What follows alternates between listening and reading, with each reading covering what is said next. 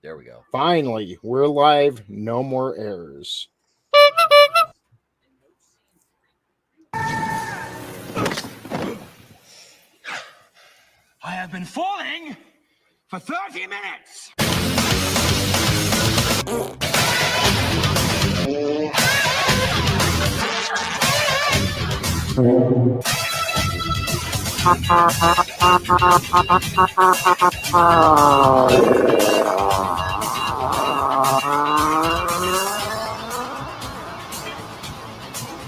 If you actually think that I was just the right gay guy, gay guy, gay guy, gay guy, nigga, gay guy, gay guy.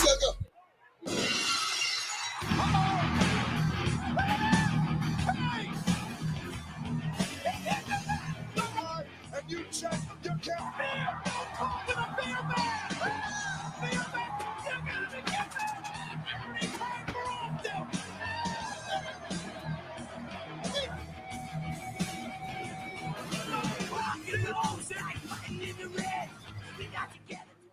And finally, we are live. We are back. It is the Monday Night War retrospective. We are rocking our way into 1996, spanning 2 years now of these retrospectives, and it's great to see everybody. What's up? We missed you last week. Got some good news today. All my personal issues are aside, I had to go to rehab. It was only 1 week, but I was in rehab. Just the fame from this show got to my head, and I started chasing the purple dragon and not Spyro. So we are back. It's great to see everybody. And allow me to introduce our wonderful panel. And of course, we'll have Tommy and Vinny joining us in just a little bit. First off, we have the man, the myth, the legend himself, Mr. Etep Wokuian. How are you? Hi, I'm Etep Wokuian. Buy my shirts and stuff. They're cool. Just so you know, regardless of the rumors of him getting kicked off this panel, I actually just signed Etep to a 3-year extension. So. Wait a second. We have confirmation. We have somebody backstage right now who knows a thing or two about a thing or two in Greetings, Dominions and Domentites. It is I, the future ruler of the Upper Peninsula of Michigan that nobody wants, with my fluffy kitty, Mr. Beans. Yes, ladies and gentlemen, despite widespread rumors of a contract extension signed by Etep Wokuian and Kathleen Kennedy, they will both be fired tomorrow morning by 8:05 a.m. This is a certainty that comes to you from the always reputable, never lying, never fabricating, never embellishing Doomtep.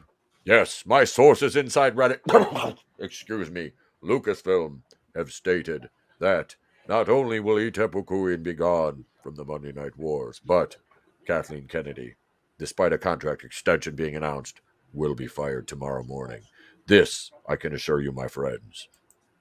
Well, Doomtep fucking never lies, so... You know, when I was a kid, I used to look at the map and be like, what the fuck, Michigan? Like, are you too good to just have one landmass? You need several. Like, we tried to give it to Wisconsin. They were like, no, hey, take it back. Like, oh, yeah.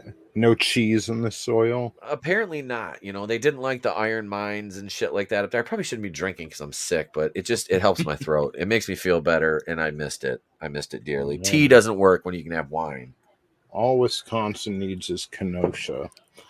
Next up, we have the fandom collective, Vampire himself, crawling out of, I don't know, the depths of the night. Hey guys, it's Angelous Draven. Yeah, as he said, I'm the vampire of the fandom. Here to talk some wrestling for the night. I did not watch Raw. I'm gonna be straight up with you because Raw, Dude, it was bad. Yeah. All you missed was the Raw Bowl.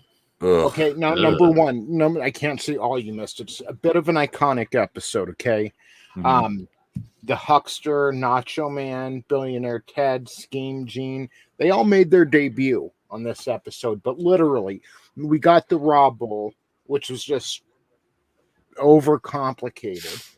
That was one match. And then we got a replay of Triple H versus Henry Godwin. I'm basically covering Raw here. I mean, this is the whole fucking Wow. show. Yeah, that's We the got whole. a That was replay it. of Henry Godwin and Triple H the December in your house in the pig pin match. Like, Don't forget about the fucking squash match. yeah. We'll get to all that soon because technically that's in the second week tonight. Raw did not go against Nitro on Christmas Day, but they did go against each other on New Year's Day. So, yeah, and like superfan Adam Shawhan said, and hail to you, sir. Draven, you miss nothing. Yep. Hail Adam. Hail, brother. Grandpa Adam. Oh yeah, that's right. Congratulations. He's Yes. Pop now. He has something in common with President Biden. He's Pop. He's gonna get me for that shit. He doesn't shit his pants though. This is true. It rubbed his legs till his hair turned blonde. But enough about Ashley. Yeah. So interesting week. You know what? I like this stuff too because usually it's like Christmas night, dinner's eaten, you spent time with the family, all the presents are open, and there's nothing really to do. So I like the idea of them having New Year's Day too, because it's like, okay, you have New Year's Eve, but then New Year's Day, it's kind of like, even though that's the holiday, everything kind of is back to normal by 5-6 o'clock at night, you know? Yep. Mm-hmm. So I like that they, especially Nitro, ran shows on these days. It's pretty cool, and it gives you something to do, you know? I like the idea of the Thanksgiving or wrestling day or Thanksgiving or Christmas Day wrestling shows where you can pack up the family, go to the arena, spend your holiday, you know, doing something special. I mean, I like that idea. It's me personally. No, it was a good concept. I like that, especially like I said, it's Christmas Day. Hell yeah, that would have been. I never got to go to a show like that. That would have been a blast, though. You know, my parents would take us to that, but kind of feel bad if you're on that WWE schedule, though. Oh God, yeah. And then you have to spend Christmas Day away from your family. That's, you know, no fun. But these people that are away from their family for over half the year and are probably going to die early, they need to understand that I get a little bored on Christmas night, and those pre-taped Raws just aren't going to do it for me. Oh, so, those are. It's nice too because some people don't watch like football or whatever, and it gives you the guys that don't watch football something to kind of you know exactly. Watch or whatever. I don't watch football, so I'm like football or any like sports ball kind of thing. Like I have my teams, but I don't like. Well, the Cowboys are playing today. I don't give a fuck. I haven't watched a down of pro football this year. Like I was a huge football fan. I was, you know. For my whole life, I've been a Lions fan, you know. I played ball in high school, basketball. I can't watch NBA anymore. It's fucking trash. I quit watching hockey. The NFL, fuck the NFL. I watch college football. Go Buckeyes. But I don't watch any pro sports anymore. You know, a little bit of Yankees baseball still. But I know, Adam. I know. Let me put my wig on. Hang on. No, I don't. I watch a Thanksgiving Day Lions game though. That's the only one I'll still watch. And the Super Bowl. Other than that, I don't care. I could give a shit less about football anymore. So yeah, wrestling. It always was the thing for me, you know. And I watched the. I vaguely remember watching Nitro from Christmas Eve and I remember stupid things like this, like that I would watch on because I was like Christmas Day, you know, you're talking 8:30 at night. What else you got to do? You know, you're on Christmas break. It's like I'm a 15-year-old kid. I'm just sitting around the house, you know, probably playing video games. Like, oh fuck, wrestling's on. Hell yeah, yeah. It was always fun, and especially back then too. Like you got less wrestling. Like you get. One weekly show, and then you get like fucking WCW Saturday Night or WWF Superstars or Shotgun Saturday, something. So you didn't get much. It wasn't overexposed. I think 2 hours is the sweet spot for a main wrestling show. It is. So especially with WWF, you were only getting main content like 2 hours a week, so it meant something to watch it, Mm-hmm. And then you'd want to watch their B shows a little more because it's like you wanted more. They left you wanting more, and they might announce a pay-per-view match, or you might get to see the star of the future on those shows. So they were always, it was a better time to be a fan. Oh yeah, and that's it too. The internet wasn't what it is today, obviously in 1995. So you've got, like you said, you got Monday night. I would record one, watch the other, and then eventually I started recording both of them. But because I would never watch Raw live. Yeah. I barely, unless like in the summers when I would, because I used to manage a fucking ice cream shop. I would go over after work and we'd watch the tape version with my buddy because he'd work Monday nights too. There'd be like 4 or 5 of us, sit around, get stoned, and watch. We'd watch Nitro first, and then we'd be like, "Do we really want to watch Raw?" Well, when it came to like late '96 into '97, you wanted to watch both of them. But I would always try to watch Nitro live when I could. If not, like I said, I always had a tape of it. God, I do. I miss that. I miss it because it was such a part of my life from the time I was 3 years old, from the time I stepped away from the business in 2017.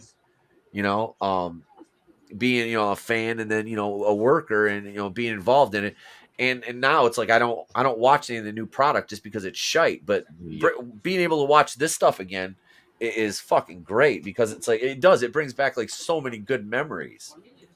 And they were actually like, okay, so number one, they were actually trying.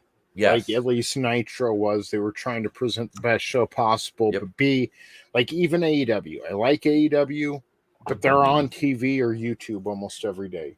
There's another show to watch. So it's like I'm like behind because I'm like there's so much of this stuff to watch, and I have such a limited amount of like time to do stuff. Like Full Gear was recently. I had to work, but I plan on getting it, and watching the replay. Yeah. And it sucks too because their social media presence is so high.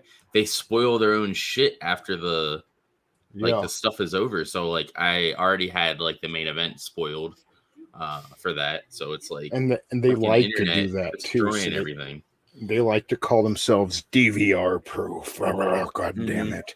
So they do. And hail another monster. It's good to see you, brother. Hail, brother. Yeah, but like that helps them get larger TV deals through the networks, is telling, well, we're DVR proof. You've got to watch it live. So, yeah, they have no problem jumping on and spoiling their own shit. And, again, that goes back to less is more. Like, I don't even think there's anything wrong with, like, if you want to do 2-hour shows a week, but then leave it at 10. Yep. The YouTube shows or the Saturday night shows. I'm all right with the YouTube shows just because, like, you can watch or leave them and not really miss anything.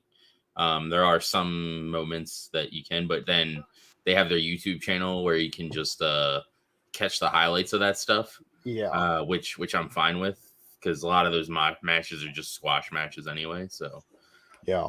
I kind of think they have the perfect TV model as far as a 2-hour show, and then they have another main show, but it's only 1 hour. That's enough for me. After that, it starts, it really does start, unless the product is red hot, which wrestling hasn't really been red hot in a couple decades now.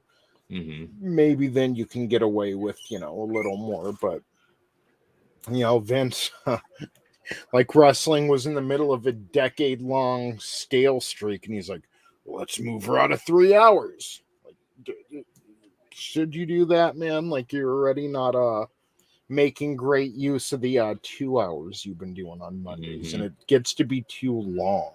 Like it. Dune didn't really feel like 2.5 hours to me. No, it did not. Raw feels like 3 hours. Is it back to 3 hours again? Yeah, it's been 3 hours since the 1000th episode of Raw. Jesus. It's 10 years now, I think, or close to 10 years. It's been 3 hours. Like, Jesus. Shows I you how remember much I back in paid attention. Yeah, I remember back in the day, like I guess you could say during the Monday Night Wars, like and stuff like that, where like the story was so compelling that like it would be over before you even knew it was over. Yeah. Like it was that good that you're like, oh shit, it's over already? What the fuck? Exactly. Like one of the last the penultimate episode of Breaking Bad. Yeah, exactly. I remember it was like a special hour and a half long episode or something, and that shit went by so quick. Like the credits came on, I'm like, what the fuck? This was supposed to be 90 minutes or whatever. And I looked, and it had been 90 minutes. Half of that was commercials. Yeah, exactly. Hail Nerdporio Lifeform, it's good to see you, brother. Hope you're doing well. So yeah, let's jump into this. So we've got WCW Monday Nitro from December 25th, 1995, a Christmas show, and it did run unopposed to Raw, garnering a 2.5 rating. So usually it seems like we're averaging, 2.5, 2.6 for Nitro and 2.5, 2.6 for Raw, but they only got the same audience this week running unopposed, so that's interesting.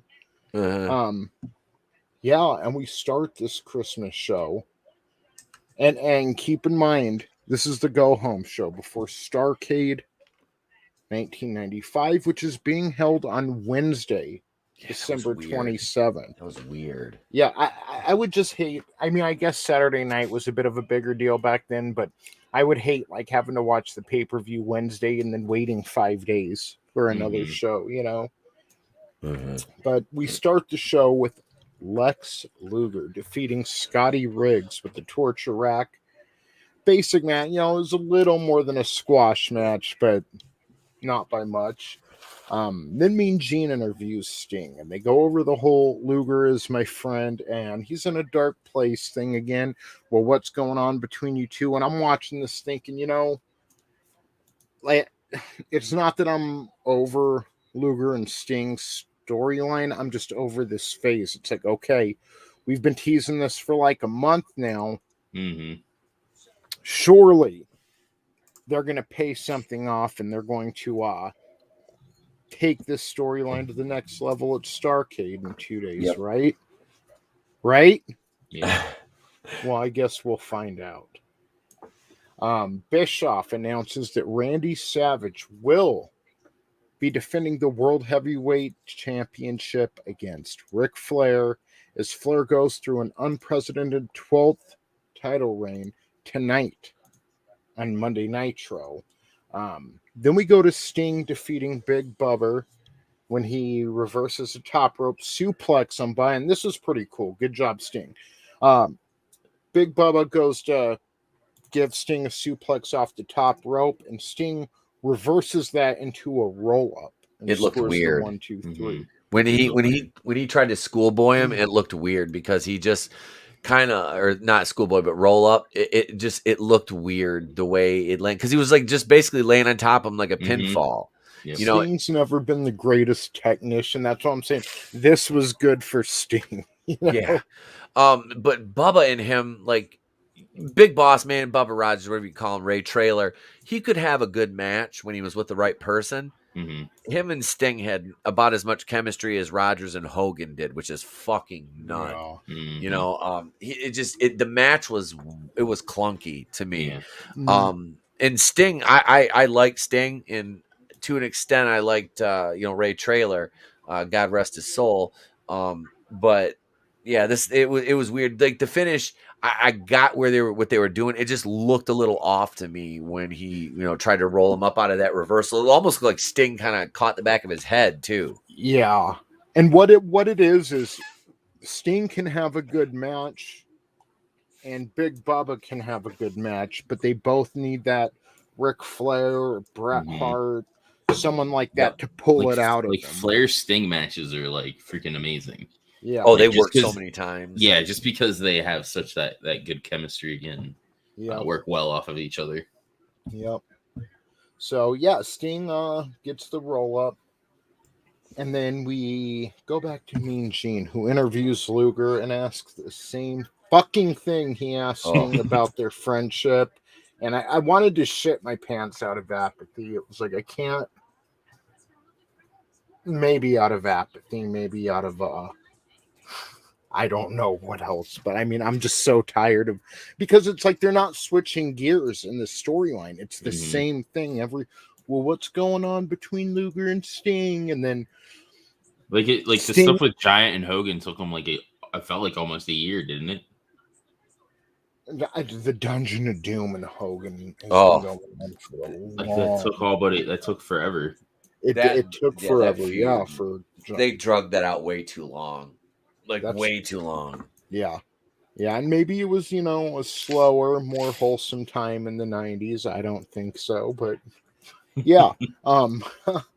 Luger calls himself the uncrowned heavyweight champion, and at Starrcade, he will prove it. What's the main event again? It's Randy Savage defending against Flair and Luger, right? It doesn't even matter. It's on a Wednesday. Who cares? Sergeant Craig Pittman comes out, interrupts. This was cringy. Yeah. He's fucking terrible. Jimmy Hart is out there with Luger. Pittman comes out, asks Jimmy Hart to be his manager. And if they didn't continue on the storyline, I would have been like, what the hell is the point of this? They just brought him out to body shame him. But Jimmy Hart tells Pittman to take his shirt off. Yep. And he's like, look at your body compared to the total package. Why would I be your manager? So they just make fun of Pittman for being a little squishy, and then they take off, Yep. And Pittman's left without a manager. Yeah, I was like, why were they trying to push this guy so hard? Yeah. Like, he wasn't really anything special ever. Like, and then later in the show, he shows up again, asking. I think that's the next episode. It was the next week episode. Yeah. Oh, the next week. Okay. But see, this is what gets me too. It's like you never know with these WCW storylines because whatever happened to disco coming out to Eddie Guerrero's music, right? Or Shark and Scott Norton. It's like middle of October, and they're like, who remembers on September 11th when these two went on in the backstage? Like, huh? And they let that storyline just stagnate, like literally no updates for like a month, and then they picked up on it again. Like, oh, okay. Yep. I see how y'all do it. Okay. So, yeah, next we have Dean Malenko defeating JL via submission via, I believe, the Texas Cloverleaf. No, Malenko and JL. No, he put him in like it was like a leg lock. Okay. But what's fucked up was when he did that top rope gut buster. Malenko, he tosses him up, lands on the knee on the mat off the top rope. You saw the way JL landed. He fucked his arm up. Yeah. He landed, and even during the submission, you could see him. That move is fucking kind of scary. That top rope gut buster.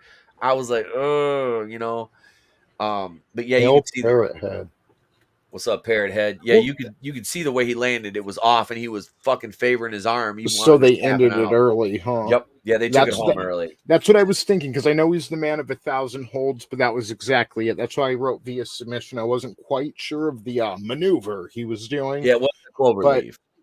Yeah, I know his normal shit is the cloverleaf, and I'm like, maybe he was trying something. So yeah, JL busted his arm.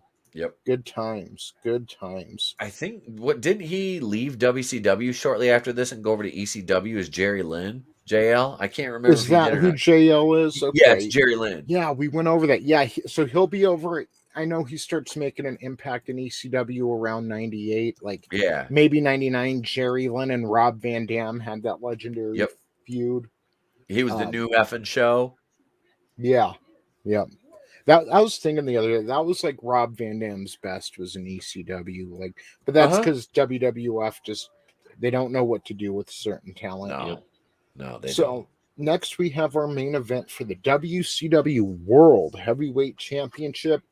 The Macho Man Randy Savage defeats Ric Flair via DQ when Lex Luger runs in and attacks Savage.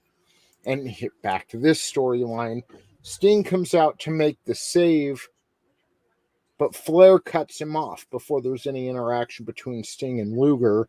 Flair begins to beat Sting. Meanwhile, Luger's beating Savage. But the faces end up turning the tide.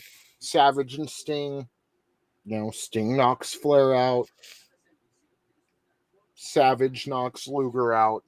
And then they get into each other's face. They start taunting each other, slapping one another, and the cameras go off the air. And that's it for the week of December 25th, 1995. As far as Monday Night War shows, there was no Raw, but we did head into Starrcade on Wednesday. And let me pull that up real quick. I just want to make sure I get this main event correct. It's a triangle match. Savage is the champion, and where is it? Isn't it Savage? Savage? So they're having to pull double duty. That's what it is. So the Starrcade match, one-man gang defeats Kensuke Sasaki. Randy Savage defeated Hiroshi Tenzan. He was in the NWO Japan. Yeah, this was just a singles match. And then he defeats dude from New Japan. Sting. It's so weird how they have this set up. Ric Flair defeats Lex Luger and Sting by countout. That's what it is. And whoever won the triangle matches, Ric Flair, Luger, and Sting, whoever won that triple threat match had to go on to face Randy Savage in the main event. Yeah. And then that's why they had Randy Savage wrestle earlier, too. They pulled double duty and wanted to make sure anyone in the championship match pulled double duty. So Flair defeats Luger and Sting by countout. He goes on to face Randy Savage for the World Heavyweight Championship, where Ric Flair defeats Randy Savage after only 1 month of Savage holding the title. So I think that's a little shitty because Hogan had the title for about a year, and then Giant gets it maybe a little over a year. Giant gets it, holds it for a month. Then Savage gets it, holds it for a month, and then it goes to Flair for a 12th time. And the funny thing is, fucking Hogan. Hogan wasn't main eventing, so will he even be a part of Starrcade? No. They came up with an excuse on the December 17th episode of Nitro. He put his hands on a referee, so for the first time in history, a wrestler got suspended for like 2 or 3 weeks because of that. Yeah. Kind of shitty. Like, come on, Hogan. There's no pride there. This is a very selfish time in wrestling, and he should have been there for WCW, but he wasn't. Yep. Yeah. And can you guys talk it up between yourselves for 2 seconds? Yeah. Sweet. Yeah, were there any dark matches? There weren't any on that first Nitro. There was 3 of them on the second Nitro, but no, Hogan liked to go into business for himself, as the saying goes. And that whole I got to take the touch a referee, get suspended. That was kind of funny. And then wasn't it that night too with his match with Rick and or with Flair that he almost had to do it, almost got suspended again because didn't he grab a chair or somebody grabbed a chair and they were gonna use it. What I think that was that match. That was the main event in the second Nitro. Yeah, I believe so. Because like, is he gonna hit the ref? Is he gonna get suspended again? And that was like the whole thing. Well, they had that ridiculous carryover from the NWA days about the over the top rope, disqualify. You throw somebody over, you get disqualified. It goes on getting suspended for touching a ref. That's when is that ever held up? Yeah. That's straight up kayfabe shit. You know what I mean? It's like it's just convenient to the story arc, what they need to do with the writing. So here we go. This is what we're gonna do. Yeah, he kind of big timed him on that. Not wanting to show the pay-per-view, not wanting to be there. And that's for them to be in the infancy stages of building their brand up as WCW. That was very counterproductive. Dick move. It is. Here's where I'm coming from. He feuded with the Dungeon of Doom for like a year through almost his entire title reign. They should have blown it off there. And that should have been the big blowout. Maybe have Hogan, because they're pushing these people all year and then they're not even on the fucking card. Let me see if Giant even had a match. I don't even think he had a match. It's like the talent you've been pushing for months going into this and for like all year weren't even a part of it. There was a lot of New Japan and stuff, but then you have Diamond Dallas Page defeating Dave Sullivan. Because wasn't the whole gimmick of this Starrcade New Japan versus WCW? Like that was the whole. I guess, shtick. But it just doesn't look very exciting. And they really should have had, since everyone else is pulling double duty, they should have done something. Hogan has to wrestle twice that night, once against Giant, once against Kevin Sullivan. And if he loses either match, that's it. He has to retire. But if he does defeat him, they got to stay away. Something like that, Maybe Giant, since he is green, he's a novice, maybe Giant doesn't get another title match for a year or something like that. Yeah. And they could have had a big blowout. And no, Hogan wasn't a part of not all, but I'd say a good 50 to 60% of the talent. Adam says, I think this is when Giant went back to training, aka got cut.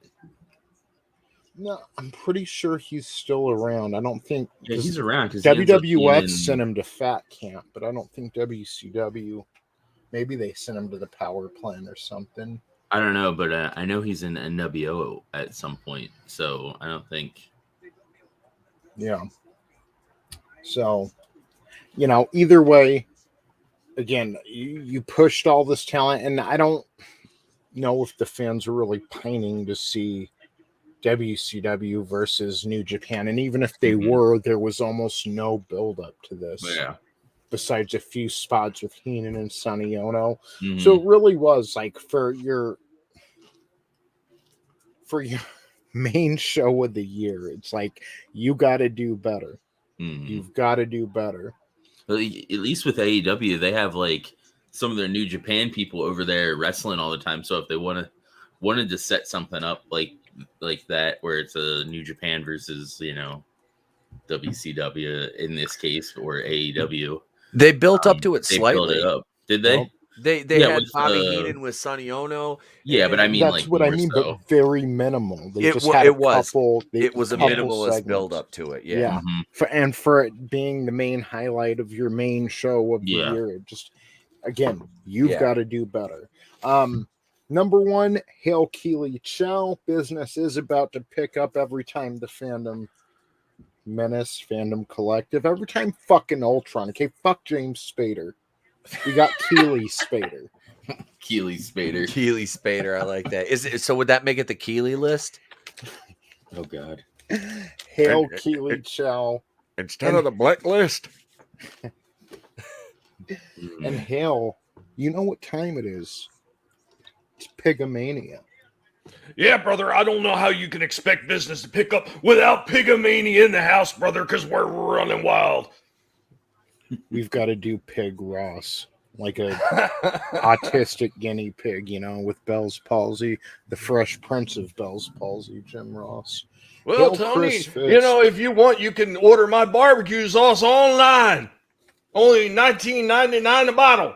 Your barbecue sauce gave me diabetes. Diabetes.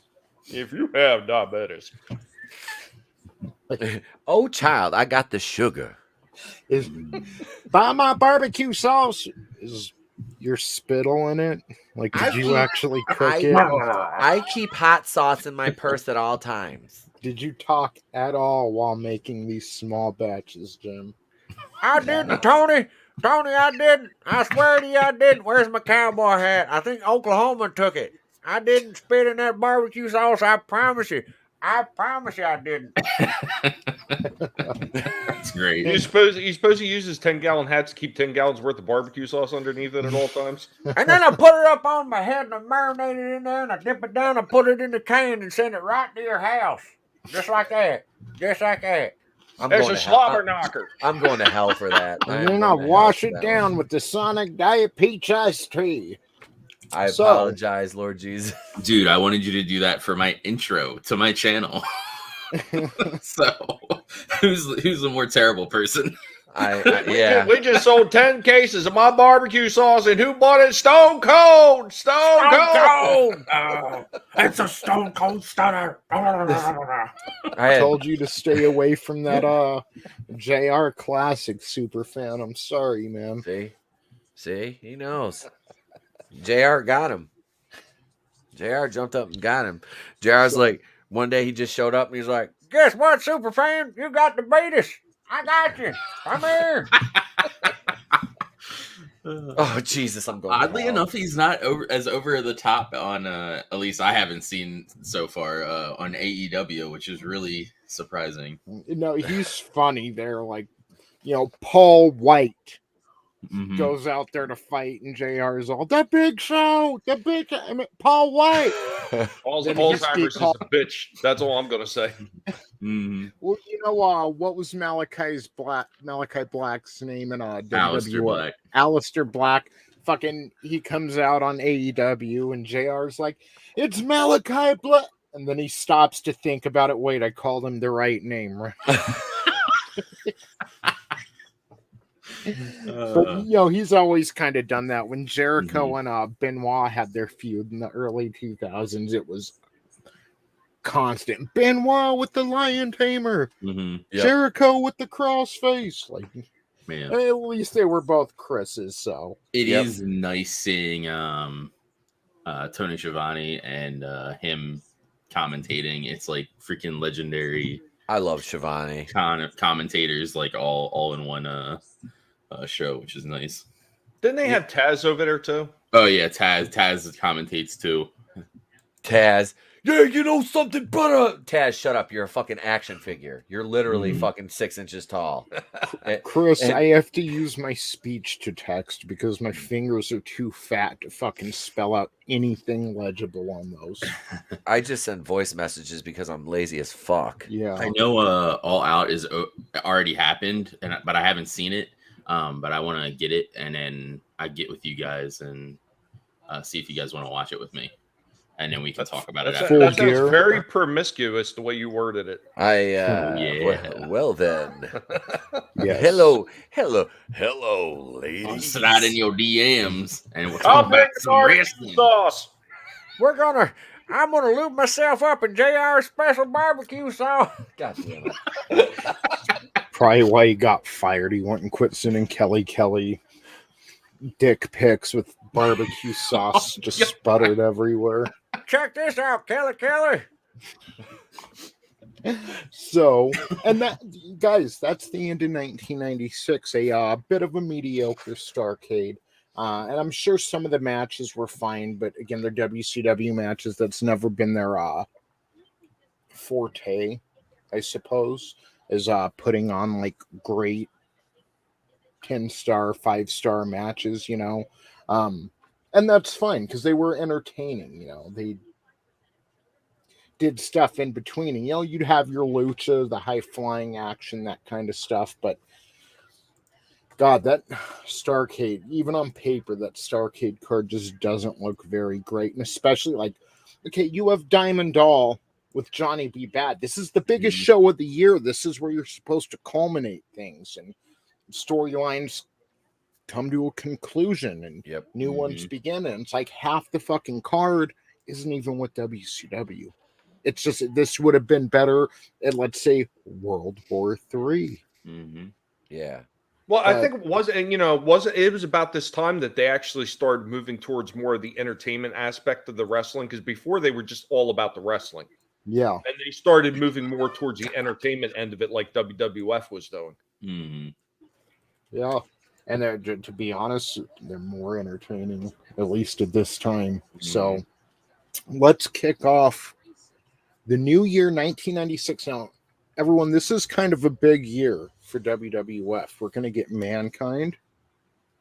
We're going to get The Rock. Stone Cold Steve Austin's infamous King of the Ring promo I is have to only start like watching 4 Raw? months away. Like, it's only 4 months away from when he tells Jake the Snake that, and he hasn't even made his appearance yet. He's going to come out as the ringmaster, of course. Ted DiBiase teased on the last episode of Raw in 1995 that he's bringing the $1 Million Championship back. We're going to get Scott Hall and Kevin Nash abandoning ship for the WCW. This is a pivotal year. 1995 was a little, in the world of wrestling. Great to see Brian Pillman, though. Oh, hell yeah, dude. Yeah. And he's not trying to piss in the ring. Yeah. Jeff from the World Class Bullshitters was on Going Rogue last week, and he asked about, like, how far are you into the Attitude Era yet? And it's like, we haven't hit the Attitude Era yet, but the seeds are going to start being planted this year. And I didn't see Stone Cold when he first debuted in WWF, so I'm really excited to kind of follow his career and see him from the beginning. I kind of got back into wrestling around mid-1997, so by then he was already over. People knew who Stone Cold Steve Austin was. So, well, you know what, Stone Cold really didn't get over it. Like, everybody attributes that segment with Jake the Snake, but it really was the match with Bret Hart that put him over. Yes. Yeah. The program they worked and the double turn. Bret ended up turning heel. Steve Austin ended up turning face. And that's what I remember was, like, Bret Hart getting booed in the United States. Then he'd go to Canada and he was a fucking hero. And yeah. So, Keeley, it's not the start of the Attitude Era yet. I'd say the real start of the Attitude, it happened progressively, of course. But once you start getting DX, and once Steve Austin works his way up the card a little more, and then Vince actually comes out and does a segment at the beginning of Raw at some point. I believe it's in early 97, maybe later. But no, it was later 97, actually. And he says the fans are tired of having their intelligence insulted, and WWF, that while they've always strive to entertain families, it's the 90s and people want a little more attitude to their product, so it's making the transition. Ladies and gentlemen, we have someone else joining the panel right now, the great Vinny Tartamella. How are you doing, brother? Hey guys, hey gentlemen, how we doing tonight? Hey brother, what up? So we just went over, these weeks, Nitro happened on Christmas Day, and Raw didn't run a show. So Nitro went unopposed. It was the go-home show before Starrcade. And, it's Starrcade. Randy Savage, his 1 month title reign comes to an end, and he loses the title to Ric Flair. And now we're about to jump into 1996, bro. So I'm excited. New year, new wrestling, big year for wrestling. The year I got my driver's license. All right, let's do this. Nice.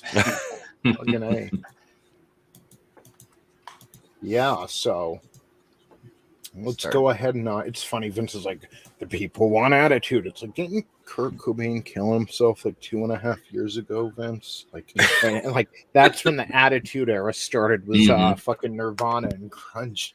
Well, welcome to the party. He was, Vince didn't really know much about Kurt Cobain, and he was with Courtney fucking Love. I mean, the best thing you can do if you're with Courtney Love is eat a fucking shotgun. Let's be honest. Yeah, pretty much. Every time I think of her, I just think of her floating in the bathtub dead in the People versus Larry Flint. That's like those wishful implants thinking. floated. Yeah. Just She's still alive. it's Yeah. better than my barbecue sauce, you sons of bitches. I'm good old JR. Look at my fucking face, you son of a bitch. Here's a slobber knocker. You didn't make me come out in the ring and kiss your ass, you son of a bitch. The Fresh Prince of Oh, that's Bell's perfect. palsy. Now, every time I think of Courtney Love, I always go back to Sid and Nancy. Yeah. Yeah. So, speaking of Psycho Sid, he will be participating in the first ever Raw Bowl. It's Raw, January 1st, New Year, Newark, Delaware. Rating of 2.6, and Raw's actually the winner of the ratings war this week.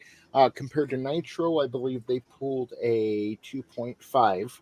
So, it's still neck and neck. And I think last time we were on here, Nitro actually beat Raw both weeks in a row. Mm-hmm. So Raw's coming back now. They're swinging themselves. And I'm not going to go over the goddamn rules of this match. We start off. It was terrible. Okay, they pad the ring down. I've got to see if I can find a picture of this. They make the ring kind of look like a football field. What? Yeah, it was stupid. The referee was actually dressed like a fucking football ref. It's 4 tag teams, 8 people all together. Mm-hmm. Here's a picture right here. So how it works is, if you get tagged, you have to make physical contact. You can't just tag someone else in. And you can tag other... Basically, how it boils down to is you could end up facing your own tag partner. And you have to make contact. It's an elimination style match. So even, let's say... Okay, Psycho Sid and 1-2-3 Kid are on the same team. If they ended up fighting each other, and they'd have to make contact with each other... If Sid pins 1-2-3 Kid, they're both out. It's team elimination. So why would you make it to where they could fight each other? It's just convoluted. It's too confusing. I don't know if you can see the ring right there. They tried to make it look like football. And it's just one of the not better ideas that Vince McMahon has had. To say the least. Yeah, if it's team elimination, if... The Smoking Guns are fighting Scott Hall and Savio Vega, and Savio Vega gets eliminated. Scott Hall's eliminated too. So what sense does it make that they can not just they can wrestle each other, but if they're both tagged in, they have to wrestle each other? I have always hated that format ever since they started doing it, where one team could just tag in any other team. Yep. I never understood why they just didn't put one member from each team in the ring at the same time. Yeah, just a tag team fatal 4-way. Yeah. This match, and I can speak to this from personal experience because I've worked matches like this, these 4 corners tag matches, not with these fucking, and I'm just gonna say fucking gay ass rules like this. Whatever you want to call me homophobe, I don't give a fuck. Fucking rules are gay. This is gay as fuck. Not because they're homosexual, because they fucking stupid. These are just gay as fuck. This was ridiculous. These 4 corner tag matches are absolute a nightmare to work because a regular tag match, I mean, that's relatively easy. You got 4 guys. This you got 8, and you're all in one space. You got to remember these spots. It's a fucking nightmare. And this whole you can fight your get the fuck out of here. I'm Ted Turner. I wouldn't even book a match like this. It's fucking terrible. It makes no sense. It was. And these kind of matches was just overbooked nonsense. That's what it is. I don't know. Judy Bagwell on a forklift. That was made more sense than this match. As cheesy as it was, that made more sense than this fucking match. They had Viagra on a pole too. Remember that? What? Yeah. Weird times in the WWF for sure. So, and the worst part is, it's not like, okay, well, let's get this Raw Bowl over and then we'll jump into the show. This was the first half of the show. You've got the Smoking Guns Yokozuna and Owen Hart, Psycho Sid and 123 Kid, Razor Ramon and Savio Vega. The Smoking Guns end up. So what was the elimination order? So Razor and Savio Vega go first. Then Yokozuna and Owen Hart end up going, and it leaves it down to the Smoking Guns and Psycho Sid and 123 Kid. The Smoking Guns defeat them and become the first ever Raw Bowl champions, which means nothing. And then, what do they do next? They play a replay of the December In Your House pay-per-view match. Not even one of the good fucking matches. They replay Hunter Hearst Helmsley versus Henry Godwin with Hillbilly Jim as the special ref in that fucking hog pen match. And this, between the Raw Bowl and this replay of a match on a pay-per-view that just happened 2 weeks before, so you got to be happy if you bought the pay-per-view. Mm-hmm. That was fucking Raw, with a few segments in between. Yep. And they're the weekly winner. Don't forget about the Brother Love segments. Those were fucking gold because everybody in 1996 wanted to see Brother Love. What did he do again? Because I think I mentally block him out. I can't. I saw it. I didn't hear it because I literally was not listening to it at that point. Just squealing about some bullshit. I was like, Pritchard, shut the fuck up. Nobody fucking has cared about you since 1988, you fucking piece of shit. Yeah. So for what it's worth, Hunter Hearst Helmsley actually defeats Henry Godwin, but then Godwin just face presses Triple H into the slop in the hog pen anyway and body slams him in it. And then we finally go back to Raw. Not a replay, Raw, where they announce next week on Raw, they're going to be replaying the main event of this pay-per-view, Bret Hart defending against me title shot, the British Bulldog, for the WWF Championship. And again, this has already happened. Like, it's 1996 now, Vince. Why are you showing... Yeah, why are they doing replays? Yeah. I want me title shot. So... I would feel cheated if I paid for the pay-per-view. Oh, yeah. Cheated or violated? During Show us on the doll where they touched you. We'll talk about violated. My title shot didn't touch me. Diesel is about to violate and human traffic Ashley, not Ashley Massaro. No. She was like 12 when this was on. Ashley, the Raw Bowl whore. Yeah. The Raw Bowl whore. They just got some blonde whore, and brought her out on commentary during the Raw Bowl. She has no idea what she's fucking talking about. And Jerry Lawler's got a boner and harassing her during the whole Raw Bowl. Oh, yeah, dude. That was cringy as fuck. Yeah. After the replay of Hunter Hearst Helmsley and Henry Godwin, Diesel's music hits. And you're like, okay, business is about to pick up. Diesel comes out, goes to the commentary table, grabs Ashley, and just walks off with her. No promo, no nothing. He just came out, got this blonde whore, and said, "You're mine now." Walked off with her, and this is Raw. So, one notable part of this show. This was the debut, and the show ends with Billionaire Ted, the Huckster, the Nacho Man, and Scheme Gene. And I don't know if this was his debut in front of the cameras or not, but you got Billionaire Ted talking to the Nacho Man, the Huckster, and he had his. Did you say the Nacho Man? Yeah. This is Yep. Remember when Vince did the Nacho Man and the I Huckster? do not. Nope. Oh, it was absolutely hilarious. You got to go back and watch that clip. Well, Okay. the funny Hysterical. thing is, one of Billionaire Ted's goons is Vince Russo. And I don't know if that's his debut in front of the camera, but I think it is. But I didn't realize that before. I'm like, that's Vince Russo right there, man. What's Swerve, up, bro? Swerve. Bro. So here's the Nacho Man and the Huckster. What the fuck? Yeah. And this is what Vince is doing. You're over on Nitro, and Bischoff is like, oh, this person wins, that person wins, that person. Now you know what happens on Raw.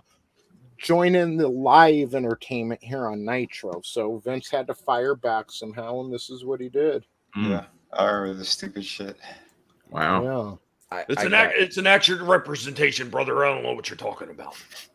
Nailed it. I got a screen share for you when you're done with this, Tony. Yeah. Because while we were talking about her. Here is Ashley, the Raw Bowl whore. The Raw Bowl whore. All right, she was in Playboy. Mhm. Okay, Vince. This is her right here. And it says right here she was employed by the WWF during this time. Wasn't used very much. She was a model actress from San Antonio. She was Playmate in August of '92. Ashley made her debut on the Raw Bowl, obviously. Let's see. She was slotted to do a sister love type gimmick. That's she was going to play his wife. She's going to be called Sister Love and basically do the same shtick that Bruce Pritchard did. Nobody's going to believe that. Mm-hmm. Nope. But yeah, Bruce Pritchard's wife. Yeah. Yeah. Okay. But yeah, so here she is right here in this shot. Kind of doing what more comes a little bit more naturally. Mm-hmm. On the knees, that's right. Yeah, she's like Madam Vice President. Yeah, exactly. And Chris Fisk, Pat Patterson. That's all you need to know, man. Wow. So she Yeah, basically faded away. Yeah, I'll share that link. Oh, and we were talking about the Viagra on a pole match. That was Billy Kidman versus Shane Douglas because Douglas had a sex tape with Tori Wilson. Oh, I remember that. He couldn't get it up, so the cat made this man. Maybe you need Viagra on a pole, Daddy, and he did the fucking little cat dance. Down, sit down. I fucking love the cat. Ernest Oh, he was Howard. awesome. He was ridiculous. I heard someone mention this the other day. I think I was watching Wrestling with Regrets, and they were talking about Mayhem 1999. Yep. But one thing Vince Russo did do well is he made sure all the, undercard guys had something going on. And Yes. Norman Smiley, when he became like a hardcore champion and was wearing the football helmet. Yeah, the football helmet, the pads and everything. Because I love Norman Smiley. Like before any of that, when he was just some like undercard guy that would come out in yellow trunks on WCW Saturday Night. Fucking loved that guy. Mm-hmm. Just Norman fucking Smiley. We had a bong with the yellow happy face ball. This is before emojis, people. The yellow, like don't worry, be happy face. It was a big yellow round bong with this, not stem, but suction part coming off his head. But where the stem was in the bowl, it was jammed into the happy face's forehead with blood coming down. And because it was bright yellow, like Norman Smiley's trunks, we named that bong Norman Smiley. And then he ended up making it huge in the hardcore division like a year later. So good times. We used to be like, hey, hand me Norman Smiley. Light that motherfucker up, man. Mm-hmm. Good times. Screaming Norman. I fucking love Norman Smiley. I think he ended up being an agent in WWF for a while too. Dude, I got a screenshot of him from WrestleMania in like 2015. He was outside the ring, like working, as one of like the officials or whatever, not a referee, but like a WWE official. Yeah. And I paused. And I'm like, holy shit! I made a meme out of it. It was Norman Smiley. I'm like, no way. Yes, it was. He was working for the Fed, about 5-6 years ago. Oh wow. Yeah. Fucking Norman Smiley's the shit. It's my guy. Hand me Norman and a lighter, exactly. And I guess Jeff Jarrett ended up going back to WWE to work as an official. Like, really? Yeah, I don't know how. Really, Vince? Really, Jeff? Like, yeah. So, yeah, and that's the end of Raw. We had the Raw Bowl, the replay of the pay-per-view, Diesel human trafficking Ashley, the Raw Bowl whore, and then Billionaire Ted and the Huckster. and they beat Nitro. I mean, I guess you got to give them that, but how? So we'll go over to Nitro and see what was going on over there while all this BS was going on in WWF. I got dark matches. Sweet. So this Nitro, hailing from Atlanta, Georgia, with a rating of 2.5, making them the weekly loser. And what were those dark matches, Etep? All right. So our dark matches this week. I can't do the voice. My throat's fucking. We got Bobby Walker defeating Buddy Lee Parker. Yeah, I know. You're like, who? Who? Joey Maggs defeated Disco Inferno. Oh no. And then we have a TV title match, which was, I believe, a dark match. Johnny B. Bad defeating DDP to retain his title. The TV title, that is. So they like to use that TV title in the dark matches. Which doesn't make any sense. No, because that was I always liked the TV title matches. You know, they were what it's for is TV. Yeah. Right. So yeah, but those are the dark matches for the week, and I just found it odd they didn't have any the week before, but they had 3 of them this week. So That, Chris, this is what it was. Like, you're telling me this Raw beat this Nitro, and it's like, what, did they get 81 million people watching? I don't fucking believe it. I don't believe it. Yeah, we don't get much titles yet on Nitro. Like, I've barely seen the U.S. Championship. We don't have the Cruiserweight yet. Mm-hmm. Do they even have tag? I know they have tag titles, but have... Yeah. Oh, yeah, Harlem Heat's the tag. I would say, yeah, Harlem Heat won them from the American Males. American Males. Yeah. So cheesy. Their theme song was the worst. Awful. What is this you sent me, Etep? What? Oh, I just put the links for the Oh. articles in the private chat in case you want to check out those other great on a Horrible pole pole matches. Or We should go through that before we end. We can do that. Yeah. Good times.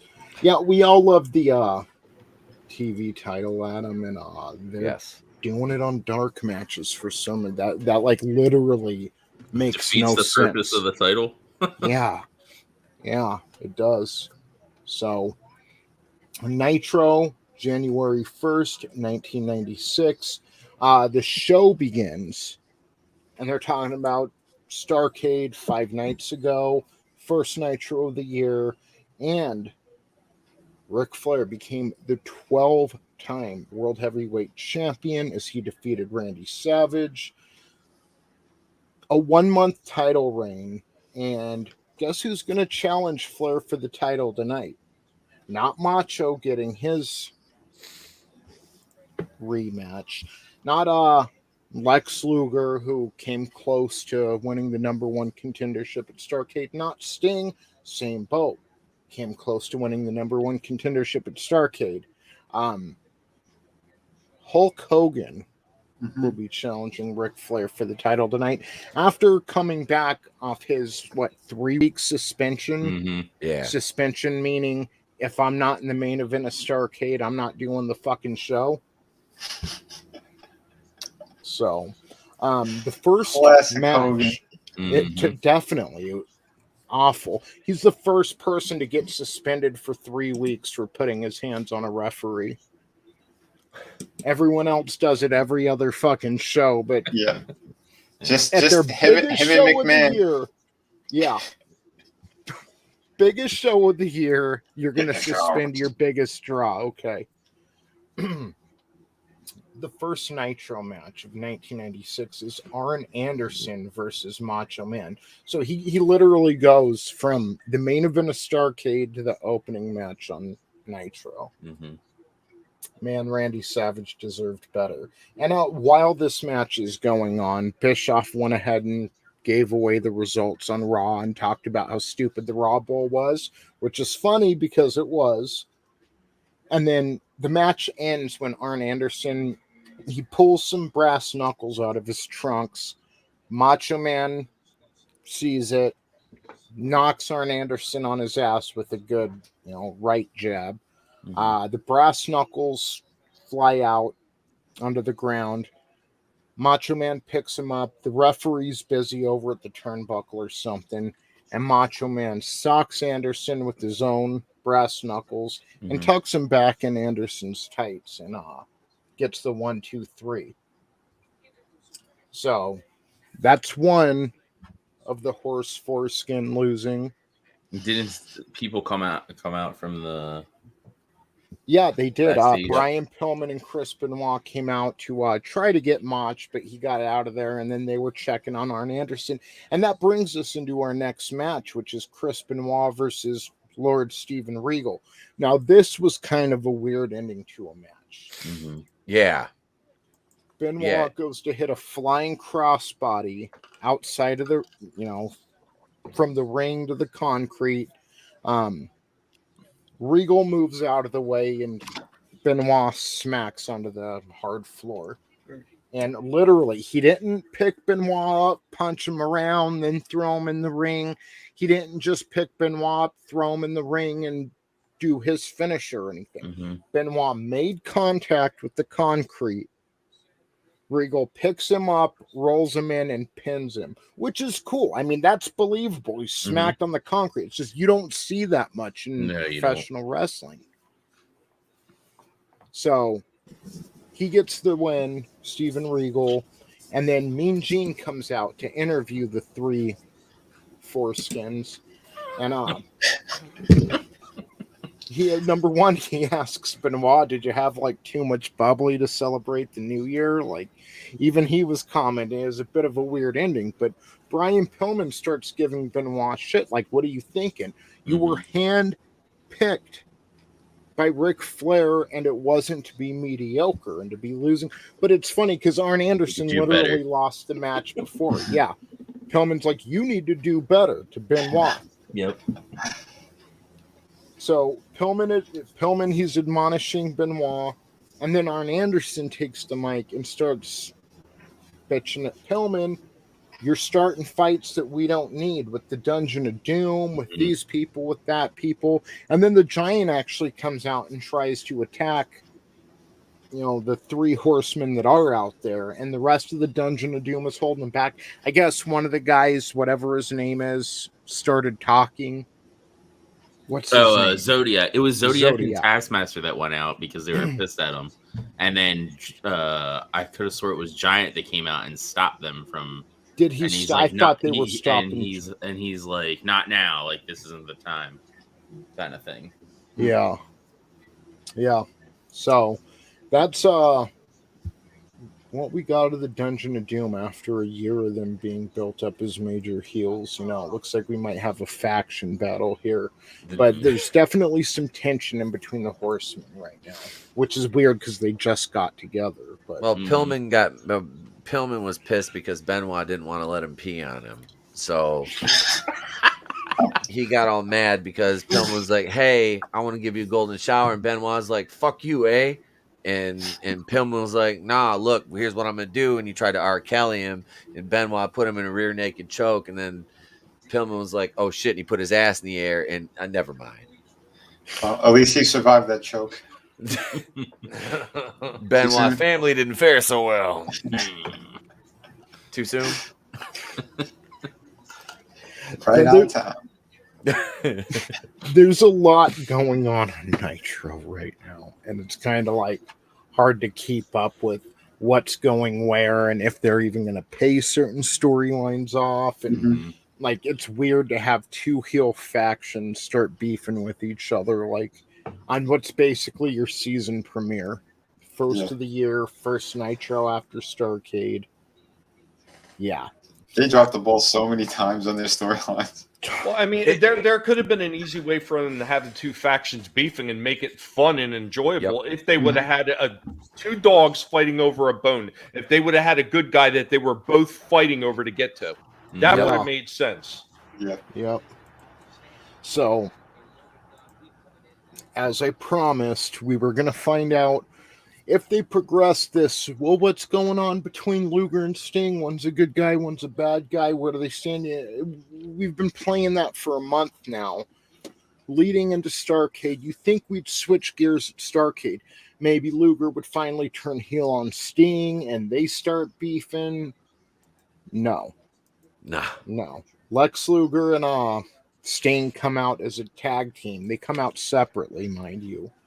And they defeat the Super Assassins. When Luger puts one of them into a torture rack, Sting puts the other one into a Scorpion Deathlock. Mm-hmm. And again, well, what's going on between Sting and Luger?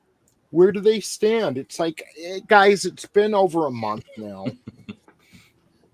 So we still haven't gotten any progression on this feud. They're acting like friends, like they always have. Mm-hmm.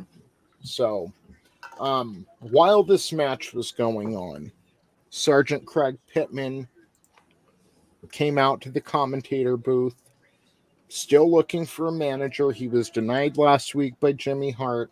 So he asks Steve Mongo McMichael. And McMichael was real with him. He's like, dude, you got everything you need. I see you coming out here every week. You just need to step up the intensity. All you need is you, and you can make an impact. Mm-hmm. But he politely declined Pittman's request.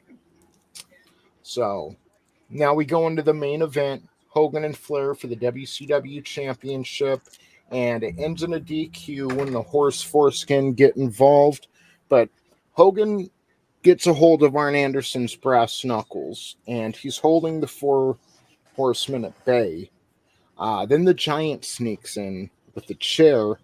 He's behind Hogan, winds up the chair, but Savage comes in, takes the chair from Giant, and yeah, they end up, I didn't write the ending, but the heels ended up getting cleared from the ring. Mm-hmm. I think we can all picture what happened here. Yeah.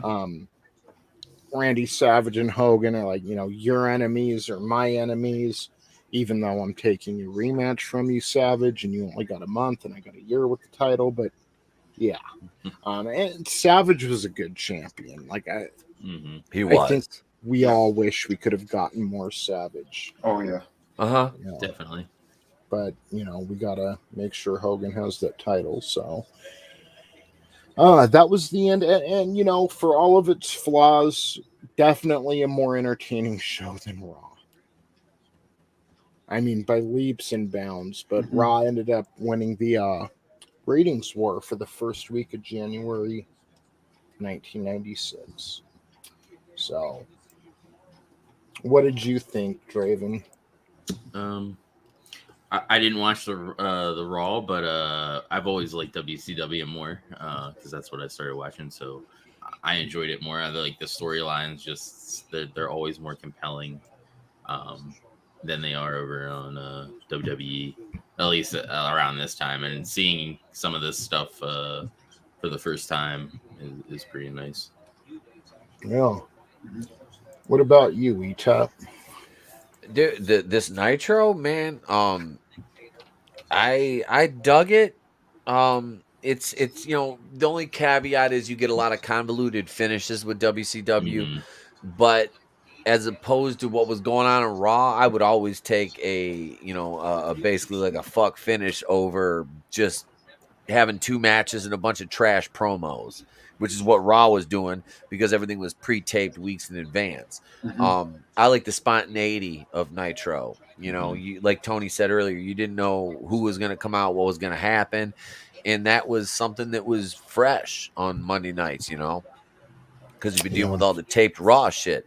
So this show, I mean, Savage, Arn Anderson, Regal Benoit, Luger Sting versus Super Assassins. Super Assassins was Ming and the Warlord, who were both good fucking, or not Ming, but Barbarian and the Warlord, who were both solid workers. Then you had Hogan and Flair.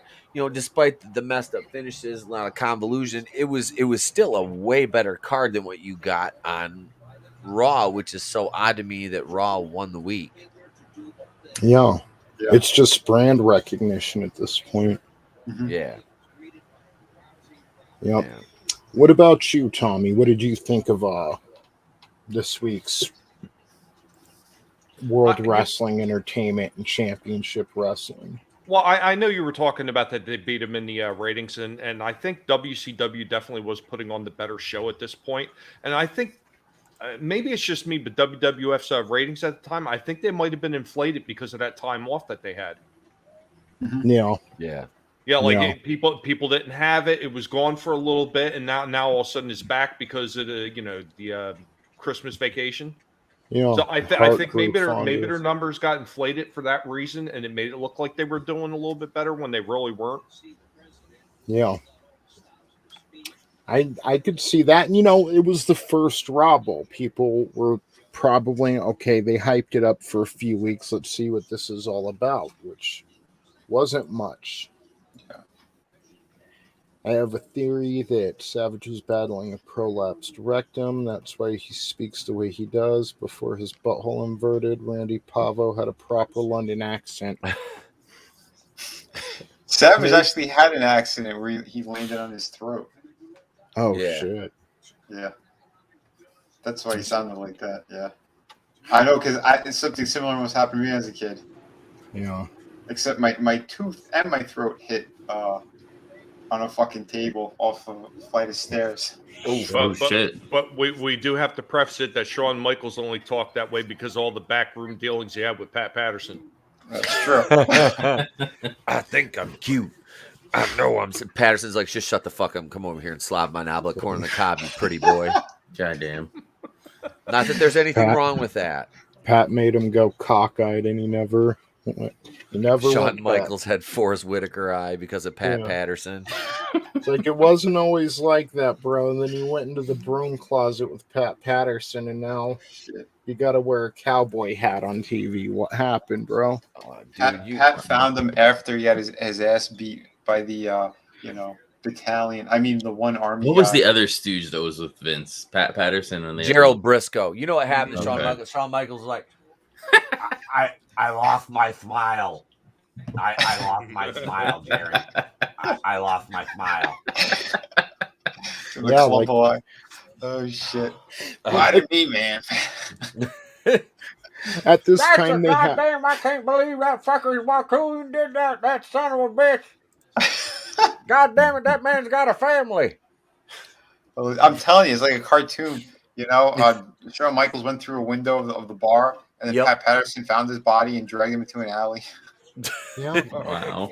Well, I'm wondering because they had Shawn come out and just dance for an entire fucking segment while they were going through the pay-per-view card or whatever. He'd just be dancing in the middle of the ring, and you'd hear the girls wooing and whining. But I'm starting to wonder whose idea that was. Telling Vince every week, let's have Shawn dance. Patterson was Michael's road agent. Yeah. He was slipping dollar bills into his pants. Seriously though, Tony, we were talking about this a couple weeks ago. It was one of the first Raws we watched. Remember Michael? They ended the show with him taking his shirt off and dancing in the ring. Mm-hmm. Yep. Remember that shit? It was who booked this? Is this? It was. I guarantee you. Vince was like, Pat, here's what I want you to do.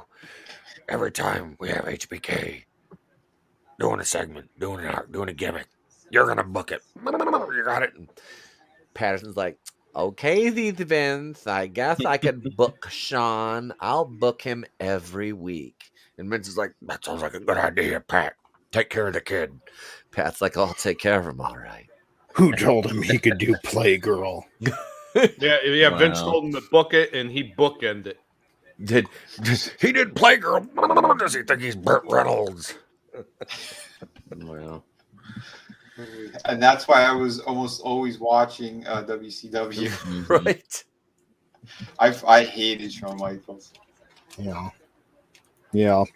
I wasn't a big fan either, but it kind of shows what we were talking about last night when we're saying who's Marvel booking this shit for when they're doing these kind of unbearable women, the Captain Marvels and whatnot. Because we're saying, girls like to watch Jason Momoa rip off his shirt and jump into the water and fucking swim around. They like Chris Evans fucking holding onto the building in the helicopter and his fucking biceps and Or wearing a triceps whipped are just cream gold. bikini. Yep. Yeah, they like Shawn Michaels dancing around in the ring. You know, they don't want to see whoever the fuck. I don't want to bag on Charlotte Flair, but now let's be honest. Like Charlotte Flair versus fucking Bria Belair or whatever the hell her name is. That's not what attracts most women. It might attract the woman who wants to grow up and be a professional wrestler or something, but Yeah. girls want to see the buff guy, the ripped guy. You know, that's what they like, whether it's movies, wrestling. You know, my cousin used to talk about she wanted to lick Stone Cold's head. She wasn't talking about Sable. So I thought you were gonna say she wasn't talking about the head upstairs. she just used to, I want to lick his head all the time. The lesbian! Sometimes I want to see the lesbians, Tony. So Montel and Kamala, what did you think about, you know, these couple weeks in wrestling? Well, I was, you know, just staring at Kamala's ass the whole time, and as I was plowing her, going, "This is disgusting," even back then. But no, like I said, WCW is that's always the one I always preferred. And again, way better matches, way better wrestlers, I think, anyway at the time. Although Ric Flair and Hogan always made me laugh, you know, because like they both look like they broke hips multiple times. Yeah, they were getting called old then. Yeah. You know. Yeah, and all I really, like, whenever I saw Flair, I'm like, oh, how many times is he going to slap this person in the chest? Yeah. I hate I'm surprised they taking those never fucking went for that chops. match. Why didn't they ever go for a walker on a pole match? Soon. They should have done Geritol on a pole. You know what's Thanks, crazy is Geritol. the last guy in this country to get a blowjob from a vice president was Obama. So props to Montel Williams, you know. Oh, did you see props to Joe Biden for blowing Obama? So yeah, you know, I gotta say that this was a better week in wrestling than, let's say, a month ago was. You know, WWF, like, I mean, it's not, I don't know, maybe I'm just getting numb to it. Maybe I'm just getting numb. Maybe it's because they replayed a pay-per-view match. I don't know, but it just seemed like a little better than what we've been seeing, I guess. You know, it's better than like just the side of my face, Tony. God damn it, yeah, JR. maybe it was God the damn it, absence of King Mabel. I don't know. Bitch. Oh, son of a bitch. I want to show Tommy and Vinny the intro to this show because they're usually a little later. They don't get to see it. And I added on a little Stone Cold Kyle here at the end, so that I'm proud of. So let's check that out real quick, and then we'll go over those pole matches. Here we go.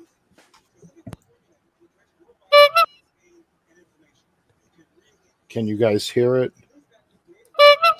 Yep. Maybe. I can hear it, Tony. I have been falling for 30 minutes.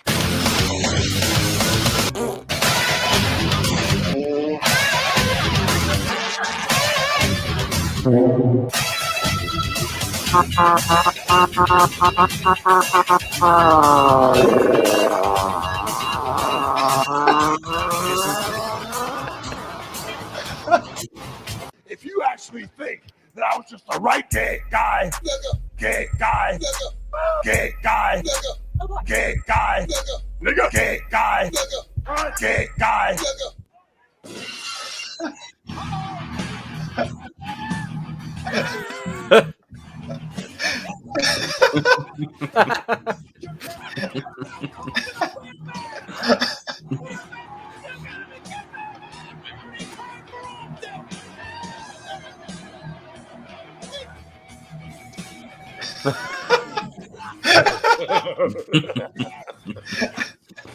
Yeah. Oh, that was cool.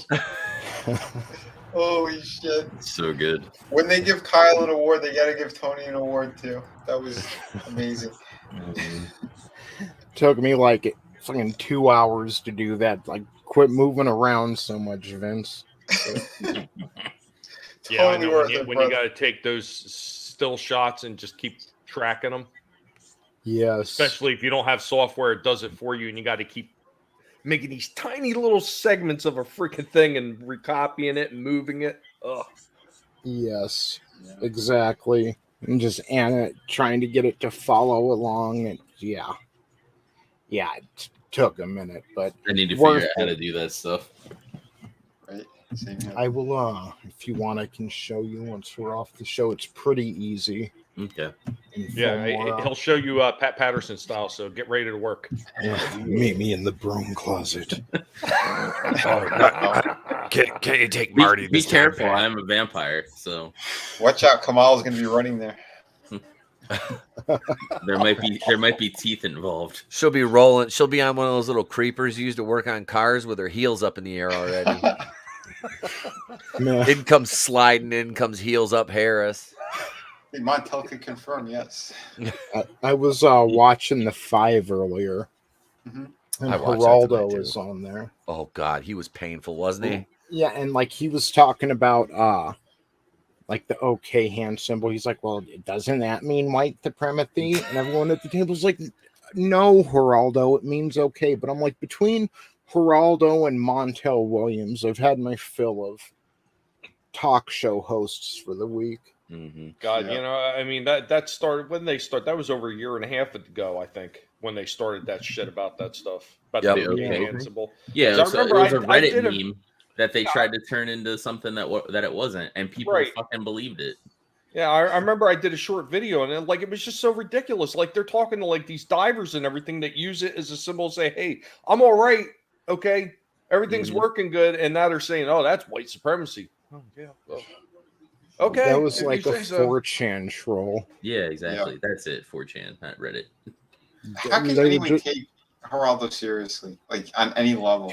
I He haven't looks like a taken Geraldo cartoon. seriously since fucking he tried to open Al Capone's vault in like 1987. I was so excited I got to stay up past my bedtime. I was like, you know about the mafia as a kid. It's like Al Capone's vault, sweet. You Yeah. see what's it going to be? Is there going to be gold? Is there going to be guns? There was fucking nothing in there. Fuck you, Geraldo. They hyped that up Oh, they like did. crazy. Fake news. Yep. When he looks like when he's looking off to the side, he just looks, kind of ridiculous, his mustache and everything. But when he looks into the fucking camera, he looks like an animated character, just with his Yep. eyes scrunched together and that big fucking mustache. And yeah. So, and this article is from close to 10 years ago. So I'm sure we've seen some pole matches in the last 10 years or so too that we could, through different promotions. Can I say the author's name? Because I just love this name. It's Canadian. Michael Desjardins. Because there used to be a hockey player I follow from the Montreal Canadiens, the Habs. Was it Patrick Desjardins? I can't remember, but yeah, that is Michael Desjardins. I was gonna say DeSantis. He is not the governor of Florida's cousin. No. Yeah, that or Depardieu. Depardieu, Gerard Depardieu. Oh, well, what about the dark pole matches that you don't hear about? The ones that always involve Pat Patterson. Oh God. Listen, Vince. Listen, Vince. All of my pole matches are on my OnlyFans. theghostofpatpatterson.com/OnlyFans. Jeez. He loved being a stooge. So I He can did. just lay there and they'll beat on me. Yeah, Pat, just He- lay there. They touched me. Yeah, they were beating on him, just not the way you're thinking. God damn. He's supposed to be just like flopping around on the floor, and he's like getting up, trying to grope them and touch them. No, Pat, that's not how this works. Yes, it is. Yes, it is, silly belly. So, from Michael DeSantis, 7 horrible must-see poll matches. Can I just say real quick, like Adam Carolla makes the point that you can tell, you can gauge society based off commercials. He mentions that he actually likes to watch commercials because it shows where we're at as a species. And like in 1984, you would have a blonde in a bikini drinking beer with some dude for a fucking Porsche advertisement. Not this fucking passion makes possible and Subaru made with love, and instead of off-roading, just, Yep. Yeah. if you ever Oh, want to know where shit. we're at as a society, just watch commercials. Yeah. Take a look at that Halloween commercial with the witch who, you know, it's okay that the kid's wearing a dress, and then Yeah. she breaks and enters into the home. Then she kills another kid. Or was Fantastic. it an Oreo commercial or something that had nothing Twix. to do with, like, they're celebrating Day of the Dead? Was it Twix or whatever? They're celebrating Day of the Dead, and the grandpa shows up and comes out of the closet as a fucking ghost. Oh no, I didn't see that one. Yeah, like they brought their grandpa. It was the Day of the Dead, and their grandpa's apparition appeared, and they're like, "Poppy," you know, or whatever. And then whatever happens, but then another dude ghost shows up next to him. And they put their arms around each other. Like, would the grandma really be smiling after that? Wait, they made Grandpa gay? He's Yeah. a gay ghost. Yeah. Oh my god. Is that the one that gave the powers to that Marvel character? That's ectoplasm, by the way. That's, Sure it is. I don't know. Did they have that song going in the background? I want to touch you all over. Till the night Over closes and in. They had that Well- Lizzo song. Just like that Twix commercial, it's just the left Twix. I never understood the left and the right. What? Far leaning left Twix. Uh-oh. Hey, extremist left Twix. Holy shit. Always a right Twix. Always. So there have been some horrible gimmick matches over the course of wrestling history. However, I think one that simply might top them all is the item on a pole match, otherwise known as the Russo Special. Even though pole matches have existed long before Russo decided to have them every few weeks on television, it just seems that over the years, this type of match ends up as a horrible mess, and it is. Like, even first blood matches I don't like, because every other one someone gets fucking busted open on accident and they have to play it off and keep it going. It happened to Steve Austin and Ric Flair both in like the course of what, a year maybe. I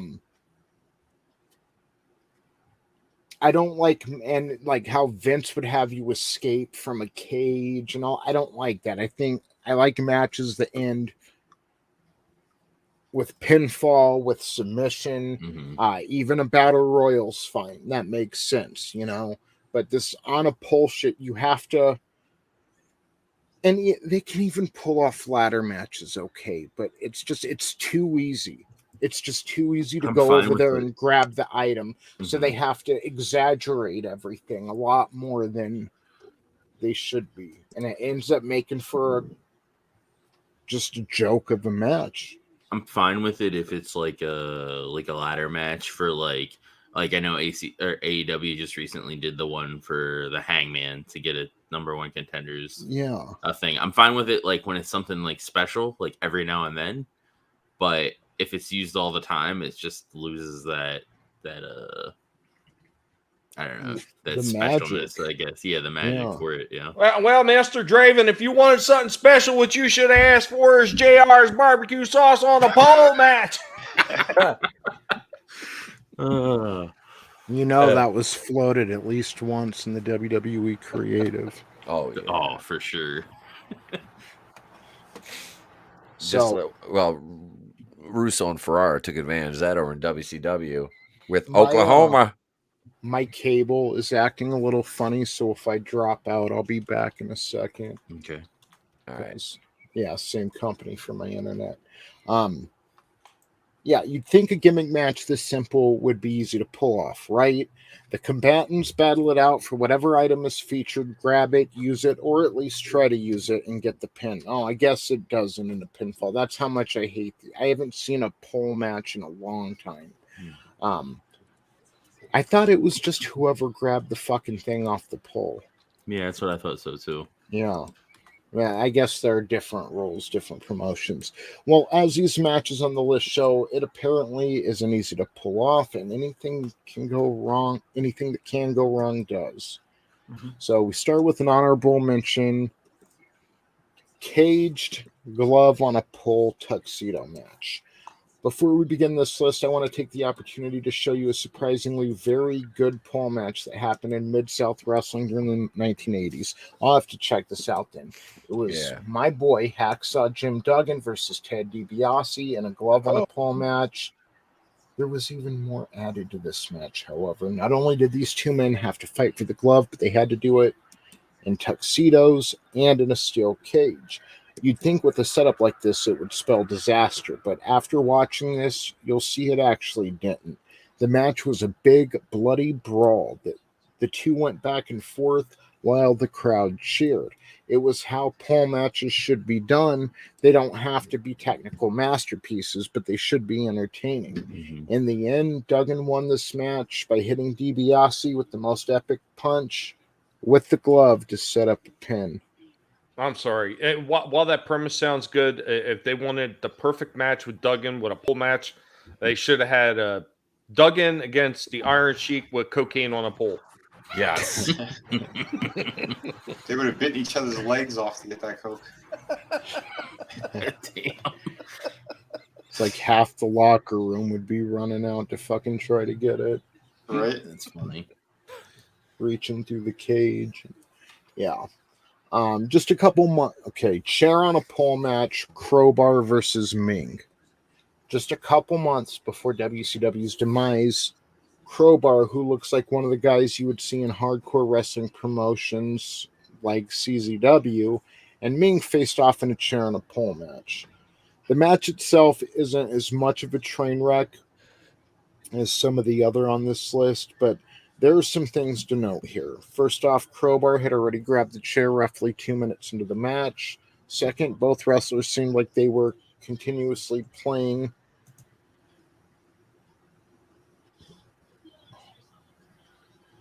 with the chair throughout the entire match once it had been grabbed.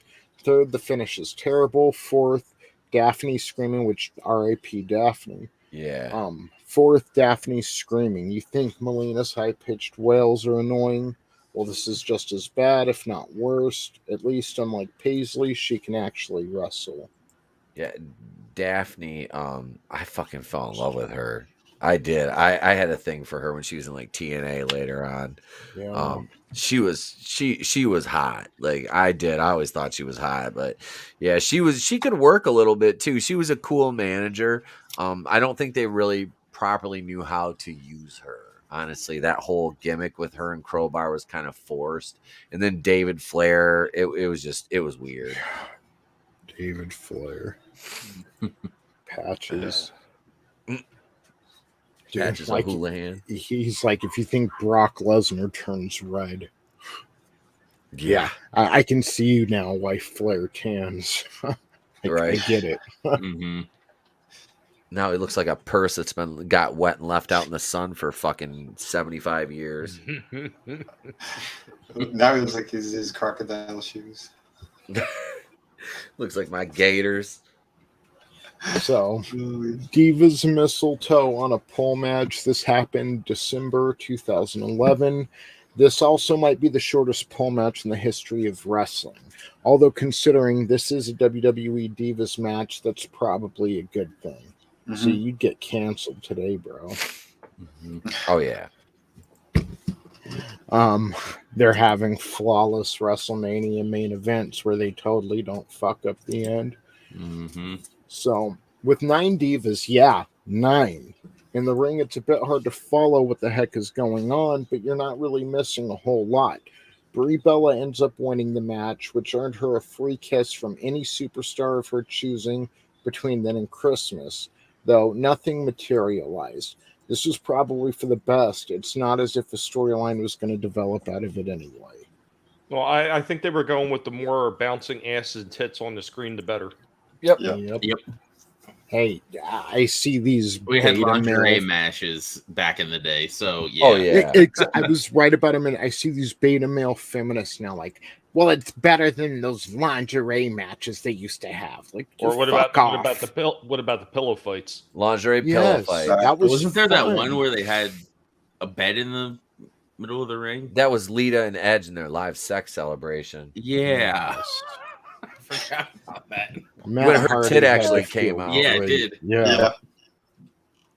Like, what? Your best friend and your girl were fucking, Matt Hardy, and it broke your heart? Let's put it on TV. Yep. After I fire you and then have to bring you back. And after that, we'll bring in Kane. Oh my God, it's Kane. And then Oh, yeah, I forgot about the Kane. Oh, Lita son thing. of a bitch. oh, son of a bitch. And then Kane's got a foot fetish like he's Quentin fucking Tarantino on the set of fucking Once Upon a Time in Hollywood with Margot Robbie walking through the dirt. Do you suppose that Glenn Jacobs like drools looking at pictures of Brie Larson? Oh. Like Patterson does with all male wrestlers. Lita had nicer feet than Brie Larson. I will say that. Isn't Lita dead? No, she's not dead yet. No, Never she's mind. not. She's still around, which is She, shocking. But If her and Edge didn't fuck, we would have never had Snitsky punting a Helen baby. Kane's baby. Snitsky had a foot fetish too.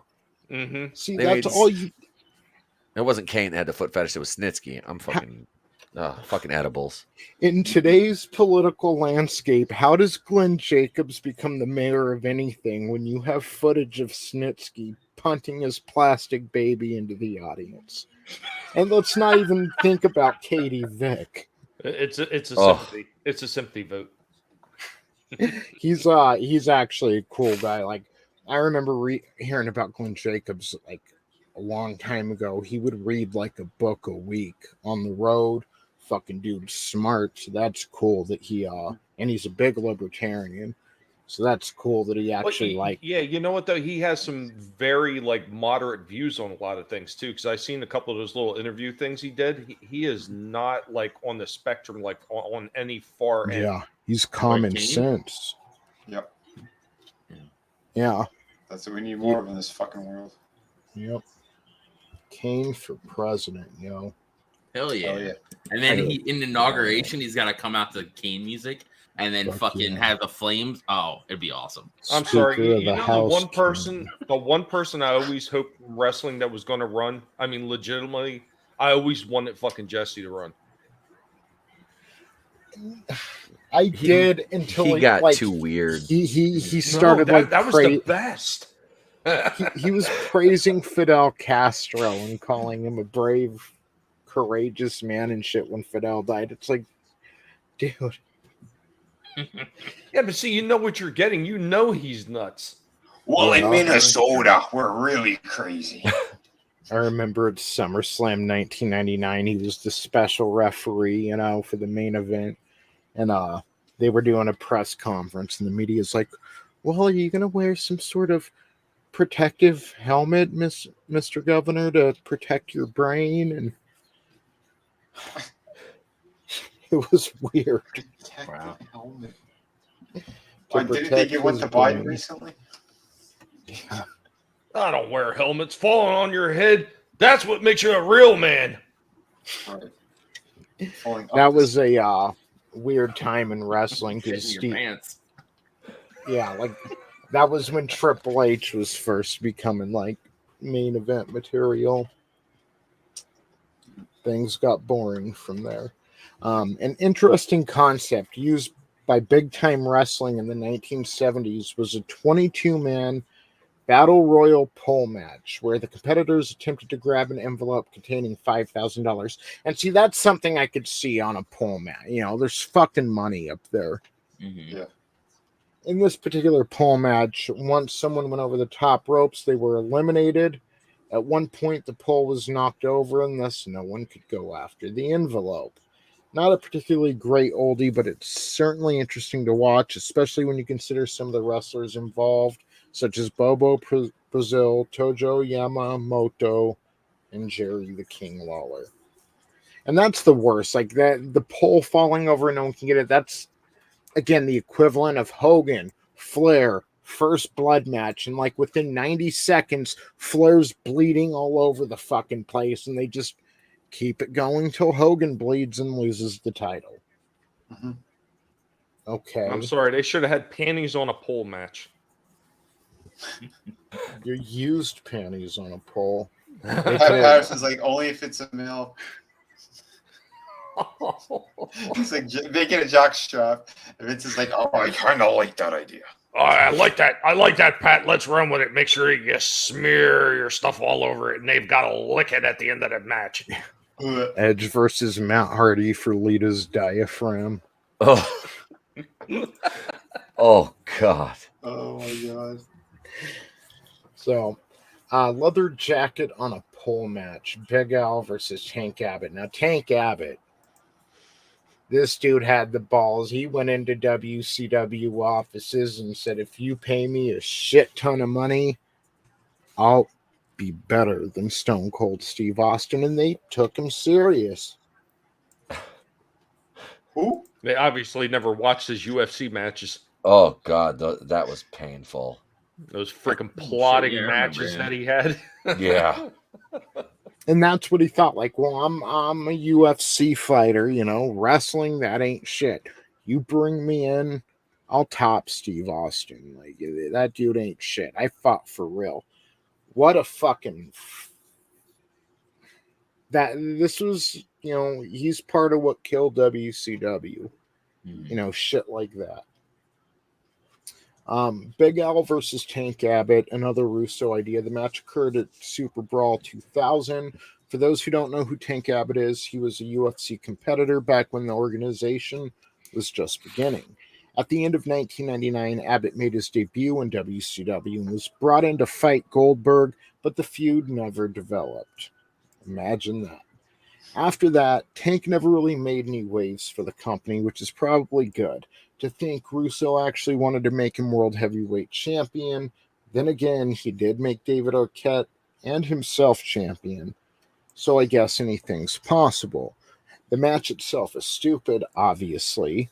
But the one interesting note is that in the beginning of the match, they strapped each other's hands with a leather belt and could only trade left-hand punches. That was so exciting. I had to wake myself up to hear the rest of it. Tank Abbott was so fucking boring as a professional wrestler. He was just awful. He didn't belong there. He was literally the square peg in a round hole. We talking about Pat Patterson again? Hold on, I want to...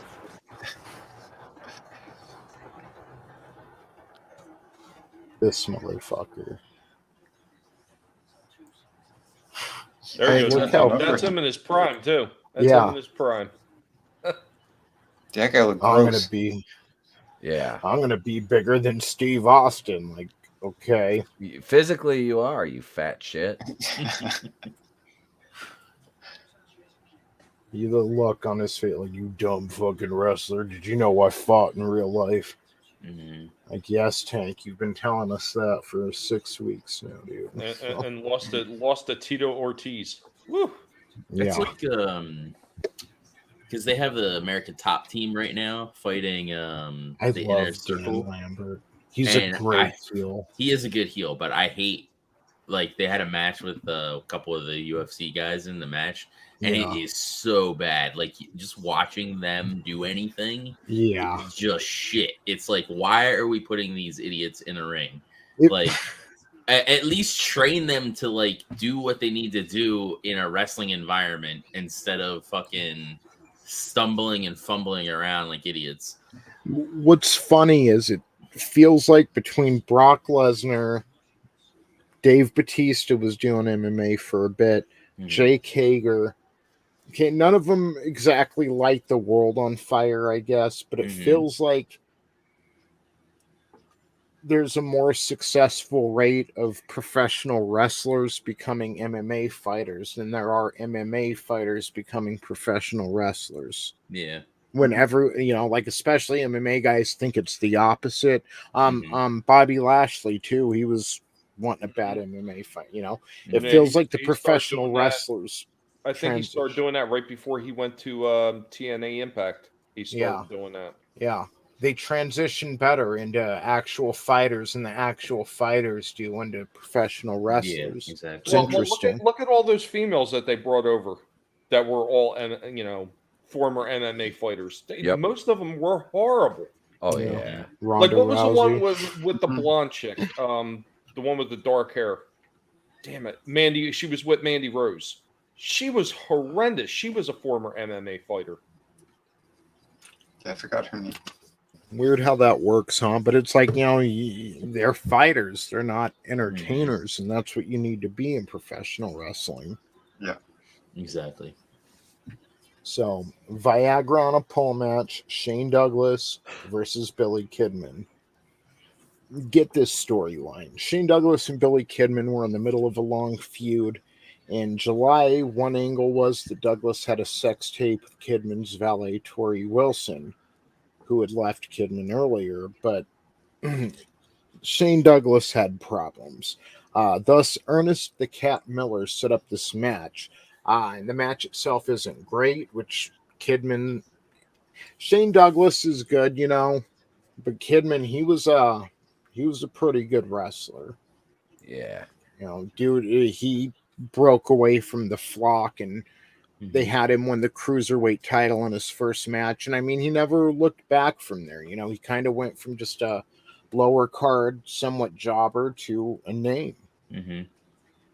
So, and him and Rey Mysterio had some pretty good matches. I remember that. They did. Yes, they did. Kidman grabbed the Viagra, but after coming down from the ropes, Douglas caught him and used the franchiser, breaking the bottle in the process. Even though the bottle was really never used, nor did Douglas get the pin as you typically see in pole matches, he still won the match nonetheless, thanks to Tori, who distracted the referee. What's even worse about this match is the horrible puns that are used throughout. So I'm going to have to watch that. I think I remember that match, honestly. Yeah. I think he's going limp. So, is that a joke about the side of my face? You goddamn it! The Fresh Prince of Bell's palsy. Gotta love JR. So, pinata on a pole match. My mind boggles on this one. Let's have 5 luchadors battle it out for a pinata that contains a check for $10,000. The only thing worth mentioning about this match was that the pinata fell off just 12 seconds into the match. What was even more interesting was what happened with the commentary. Ed Ferrara, Vince Russo's buddy, came to the table and parodied who Etep. What's that? Oh, where Ferrara came to the... Listen, he came to the table. He was making fun of me. Good old JR. I can't remember which eye it was. I keep changing them, but it doesn't matter. It's continuity to the storyline. It's not there. God damn it, go to SmackDown. Fuck you, Vince. I can't see. That was one of the most fucked up things I've seen on live Oh, TV. the Ed Ferrara thing was funny. That was. Not that. Not that. That was fucked up. One of the Raw SmackDown drafts, they were playing this one up like before it was the wrestlers, but this time it can be anybody. Referees, commentators, backstage workers. It's a full WWE draft, and they set all that up so Vince could, Vince and getting his laughs on TV, Mm-hmm. They set all that up so they can announce JR's going to SmackDown without telling JR, so Vince can sit in commentary and laugh at JR's reaction when he finds out. Yeah. They didn't even tell the poor guy. Yeah. They could have did so much better. Instead of a check in there, they should have had it filled with chiclets. Yeah. You think that's funny? Green card. Shit. Which Vince Russo would have been for that, I'm sure. So, it's one thing to make fun of someone's personality or actions, but not to mock them for a disease in which they have no control over is not only disrespectful, it's disgusting. Are we talking about Lizzo dirty again?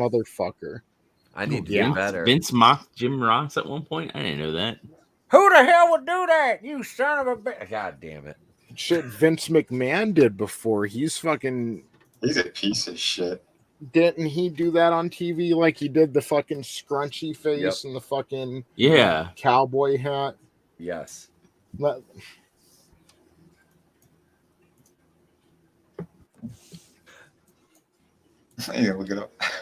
Yeah, he does. He did it. Oops. He did it. Yep, there it is. I was gonna pull it up for you, but yeah. Yep, I remember that shit. Fucking such a dick. Mm-hmm. I don't feel so bad It's after like, all. wow, dude. I wish they were like iPhones back then, because it would have been great to see Bret Hart fucking punch him in the face. And Yeah. Oh yes. Mm-hmm.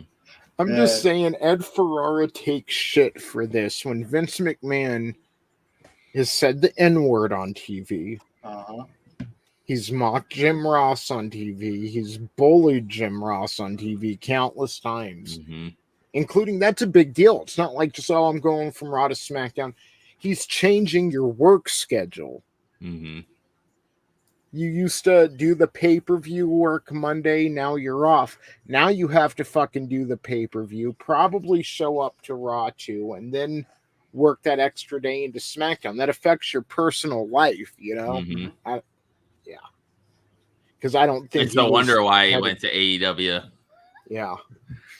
Yeah. And I remember, like, when they had heel Michael Cole as a play-by-play commentator. Fucking hate Michael Cole. That's why they brought Jim Ross out during Undertaker's match at that WrestleMania, because Taker was like, I'm not having that guy commentate my match. Like, I'm not having fucking, heel Michael Cole. And fucking Undertaker made it a condition. If I come back and wrestle this WrestleMania, Jim Ross has to call the match. And that's literally what they did. Before Taker's music, I think it was, maybe it was Taker and Shawn Michaels, the second one, I can't remember. But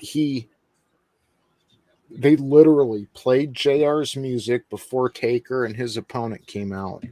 Brought JR out there, he commentated the one match, and then they brought him backstage. And it's like, that's all anybody wanted, you know. Everyone wanted JR to stay. The only one who had a problem with him was fucking Vince. Yeah. So, to top it off, after the match, Dr. Death Steve Williams came in and injured El Dandy. Why? Which is odd too, considering that Steve Austin is so like up like a company guy, like considering how he treated JR and stuff. Because Steve Austin and JR are friends. Yeah, exactly. So you'd think Austin would be pissed off as well. No, Austin, he's a whore for money. That too. He's always been super fucking stingy. So it's, he's still getting paid. He doesn't care. Yeah. He never really had much loyalty. What is this about a San Francisco match? I heard Pat Patterson was involved somehow. And it's like, by the time he really started like fucking with JR, Steve Austin was retired or close to it. He had already walked off the job because they were fucking with him too.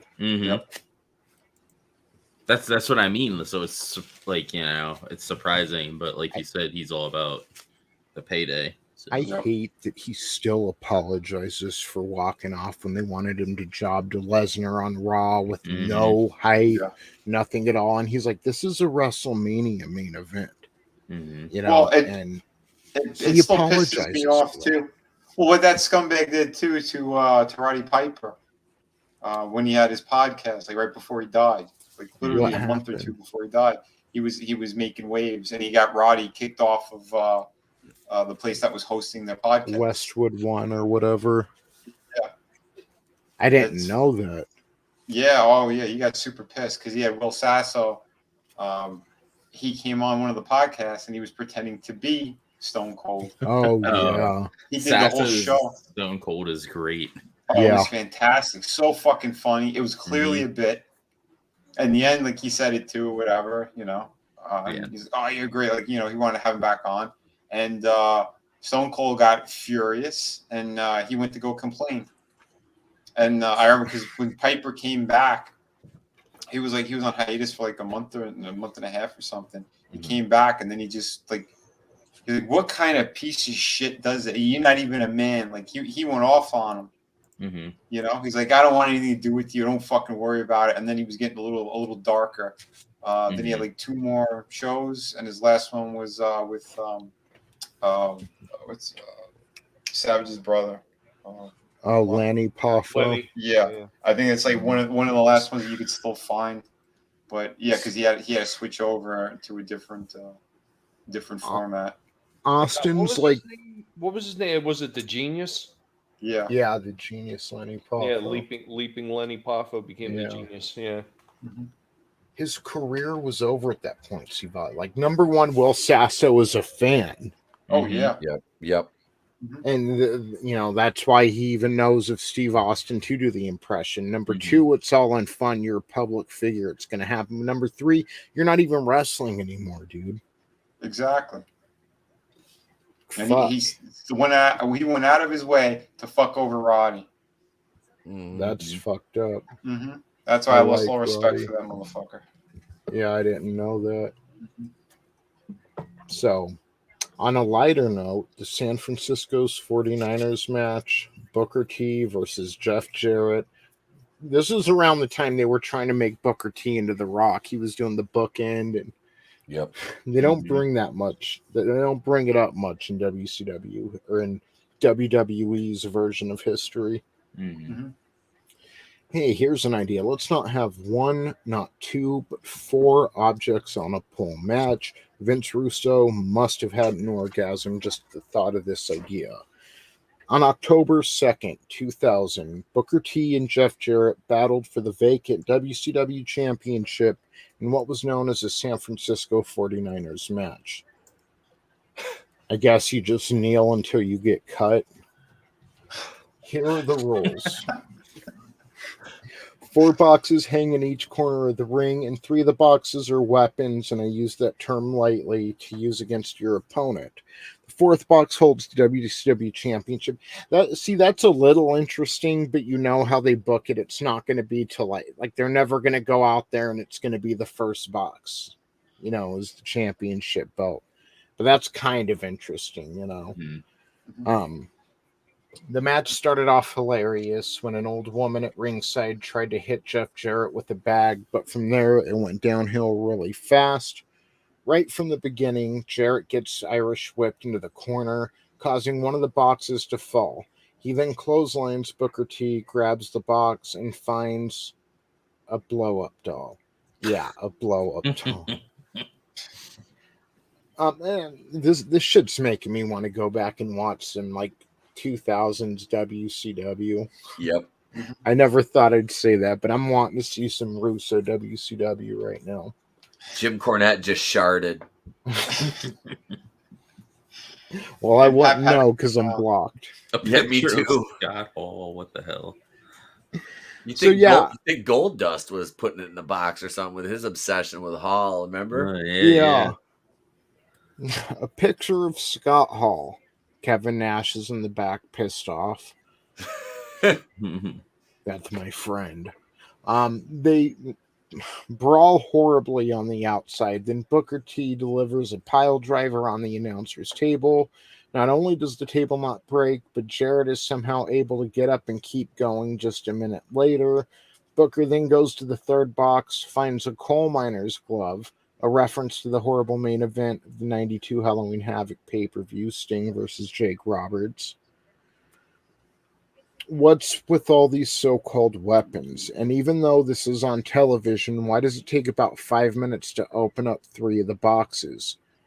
We then have spots where Jarrett not only steals Booker's glove and hits him, but he uses the box as a weapon too.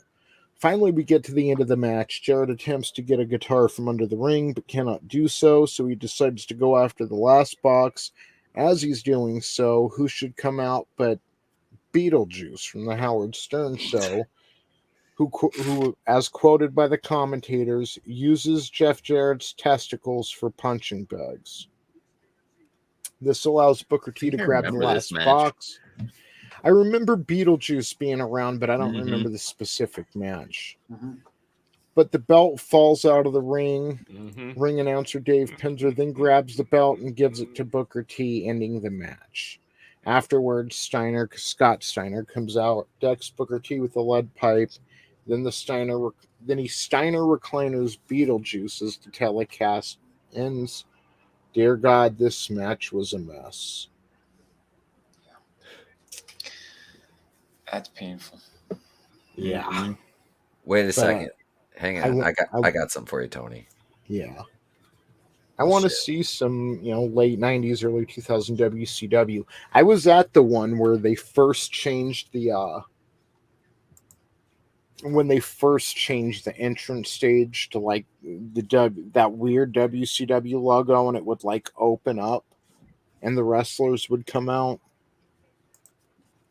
I know what you're talking about. Yeah, I think I remember that. Let me look it up, because when we walked into the here it is. When we walked into the arena, I thought I was in the wrong place at first. 1 second. Etep and all. Yeah, you're fine. I said let Fat Boy out. So, yeah, this stage entrance. I was at the first one. It was in Las Vegas, and we walked in, and I was expecting to see this. And if it wasn't for the ring in the middle of the arena, I would have thought we were in the wrong place.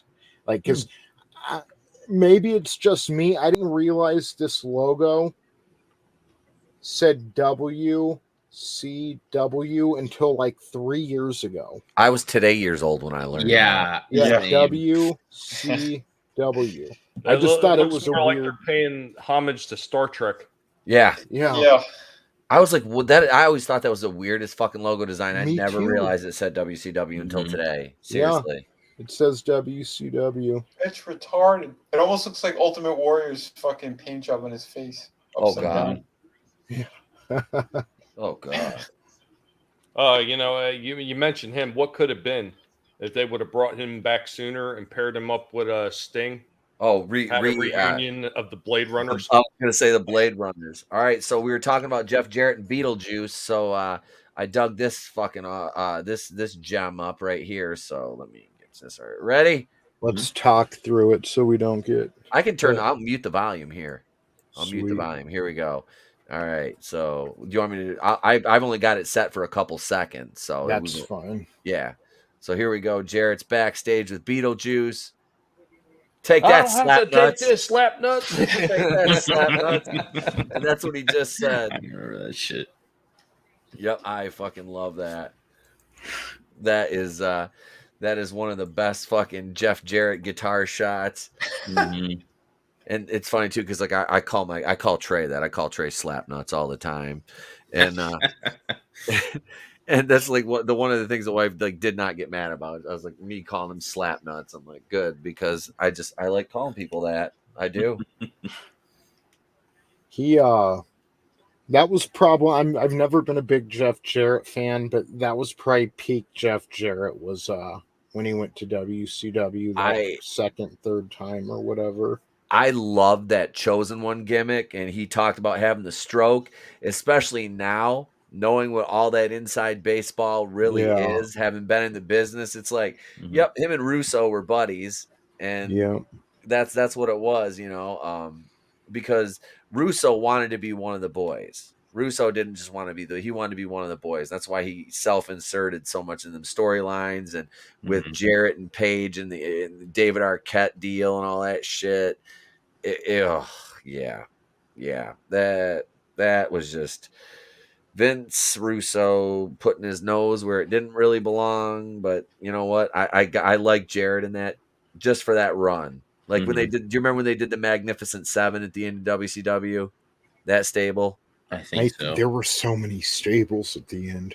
Yeah, dude. I like that Magnificent Seven gimmick they did. Who was in that? It was Jarrett, Rick Steiner. I want to say no, the Jarrett, Flair. I just remember the stupid silver and black. Scotty Steiner. NWO. Yeah, they did the silver. Yeah, the silver and black NWO. That was bad.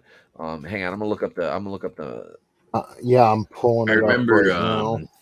the GI Bro stuff. Like what was that? Was horrible. But I remember Lash LaRue. Remember him? Yep. Yeah. And he used to do the thing with the L's on his side because he had side burns like that. I always that's one of the things that always stands out to me. All right, here's the Magnificent Seven. You had Ric Flair, Jeff Jarrett, Scott Steiner, Rick Steiner, Lex Luger, Bagwell, Road Warrior, Animal.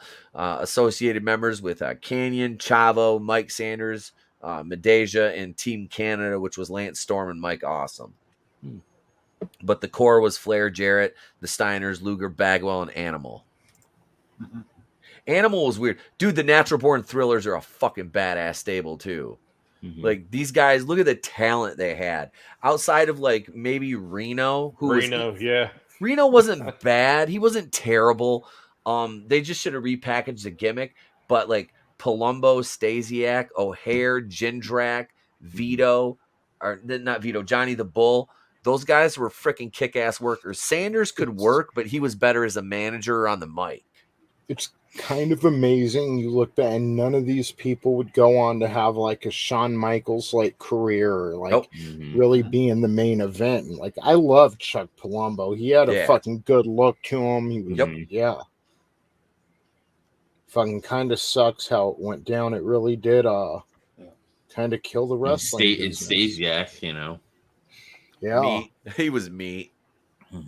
Yeah, meat. We'll call him meat. Yeah, so, and you know, I hope AEW does do some things to annoy me, but not to annoy me, but that do annoy me. But I hope they get that transcendent storyline, like the NWO or Stone Cold Steve Austin or something. And competition only makes things better. Yep. Yeah. Agreed. And I would love to see, as frustrated as I am with WWE and as much as I don't like Triple H or Stephanie McMahon on a Paul Levesque, I should say, or Stephanie McMahon on a personal level. Because I think that on top of Vince buying out the competition, Triple H was quashing out any flame WWF had for his own personal gain to brighten his own star. I'd love to see WWE do good again, too. Well, not only that, Tony, but Triple H, as much as he says he likes to bring in talent from outside, every time he brought in talent from outside, he would misuse them. And every single time. He'd have to pin him in the middle of the fucking ring, too. Yep. That's what I don't like about Triple H. Well, I'm wrestling Undertaker at WrestleMania. He's got to leave on a fucking stretcher. I was talking to my buddy Shadows earlier about my only gripe with AEW right now is some of the matches are very predictable, like the outcome wise. Yeah. And I think that's my only issue. They need to like work it where it's, I don't know, where you're not quite sure who's gonna win. But they set up a lot of the matches with like people that they're not gonna let win just because they're like jobbers or whatever, and you can clearly tell that they're jobbers before the match even starts. Yeah. It would be nice to change that up. Or who did they have CM Punk just wrestle Full Gear? It was Eddie Kingston. Like, no offense to Eddie Kingston, but he's not going to win that match. At least, like, I've got to give it to him. When CM Punk wrestled Darby Allin, I figured CM Punk was going to win that. It was his comeback match, but at the same time, you're thinking, okay, but Darby Allin is this homegrown talent who's doing pretty well. Mm-hmm. He's a blood figure. Maybe Punk is going to come back in and put him over. You know, and he was rusty in that match. But like at all, or what is the new one? Full Gear. They had Hangman and Omega fight, and it's like they brought Hangman back. And then he wins the thing like right away, and they're not gonna just bring him back, have him win the thing, and then not win the title. Like it's just obvious. Oh, like, my buddy was telling me Hangman was going to take the title from him like at the beginning of this year. Mm-hmm. He told me Hangman was going to end up taking the title from him. So I get what you mean as far as predictability. Mm-hmm. Yeah, and that's the thing, that they could bring those guys back. They don't necessarily have to win. Yeah. Or even if they do win, they could actually work it so they're still putting the guy over that's losing to them. I mean, you had the same thing happen, and we've mentioned it earlier with Stone Cold Steven and Bret Hart. Mm-hmm. Even though Bret Hart won the match, he put Austin over. Mm-hmm. Yeah. Or even do they could have had Hangman come back, lose the main event, and then draw out that storyline a little bit because he's kind of with the Dark Order right now, and then build it up a little bit more and have them fight again, and then he beats them or something like that. You know what I mean? Yep. I didn't see it with Kenny Omega. I mean, he was a good wrestler. I didn't see the match, but yeah. Well, I mean, in general, I didn't see it in Kenny Omega. Everyone was making a big fuss about it. I'm like, he's like a good wrestler and stuff, but they have good wrestlers up and down the street, And when he turned heel, it's like, I see it now. I'm glad because WWE tried to sign him, and he was like, I'm going to go do this AEW thing, when they're starting up.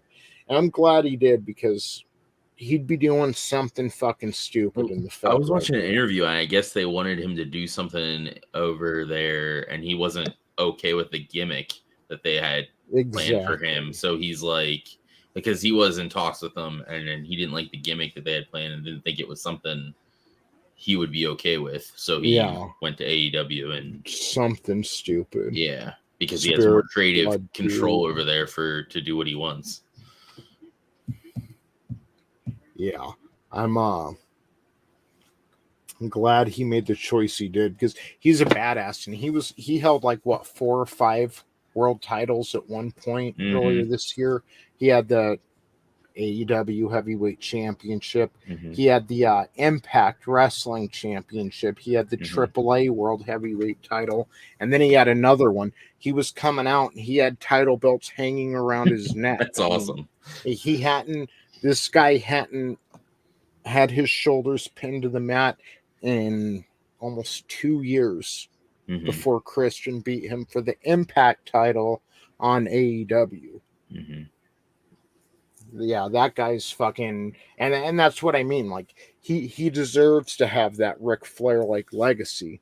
I just hope AEW as a company can get to that point because he's one of the best in the game right now, if not the best. He's one of those wrestlers. He's just that rarity, and especially as a heel. They need to figure out what they're doing with Cody Rhodes too. Like him being a heel or a babyface, it just is not working.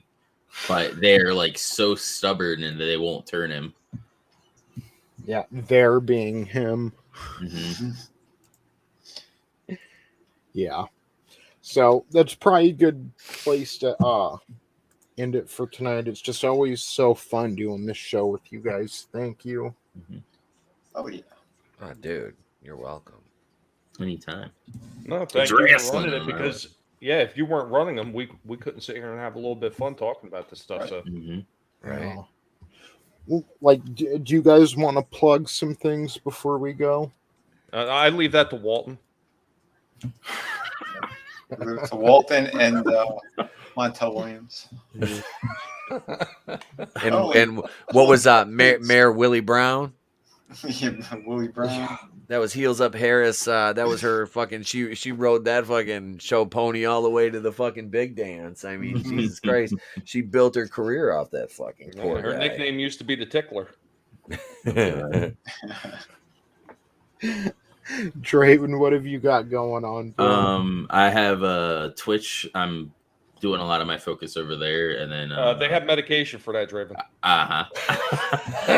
I'm putting a lot of my focus over there just because I feel like that platform is better to grow on, at least that I'm noticing. So I'm putting my focus over there. But I'm gonna be going over there after this show and playing some Final Fantasy 14 some more, kind of trying to get as much stuff as I can done before Endwalker drops on December 3rd. And I'm trying to get affiliate. I'm really close. Just need those average people in the chat. And if I get affiliate before Endwalker comes out, Endwalker, the launch, I will do a 24-hour stream over there. Oh, yeah. So We've got to do Smash over there one day, bro. oh yeah, definitely. Yeah. I'm always up to play games. I was playing Darksider Genesis the other day. Writing Raven wants to do co-op, but we got to figure out how to invite each other because I have it on Epic and she has it on Steam. So once we get that figured out, we'll play that. And then if people have any suggestions of stuff they want me to play over there, I have a suggestion box on my Twitch. You can drop it in there, and I'll try to get to it. Sweet, bro.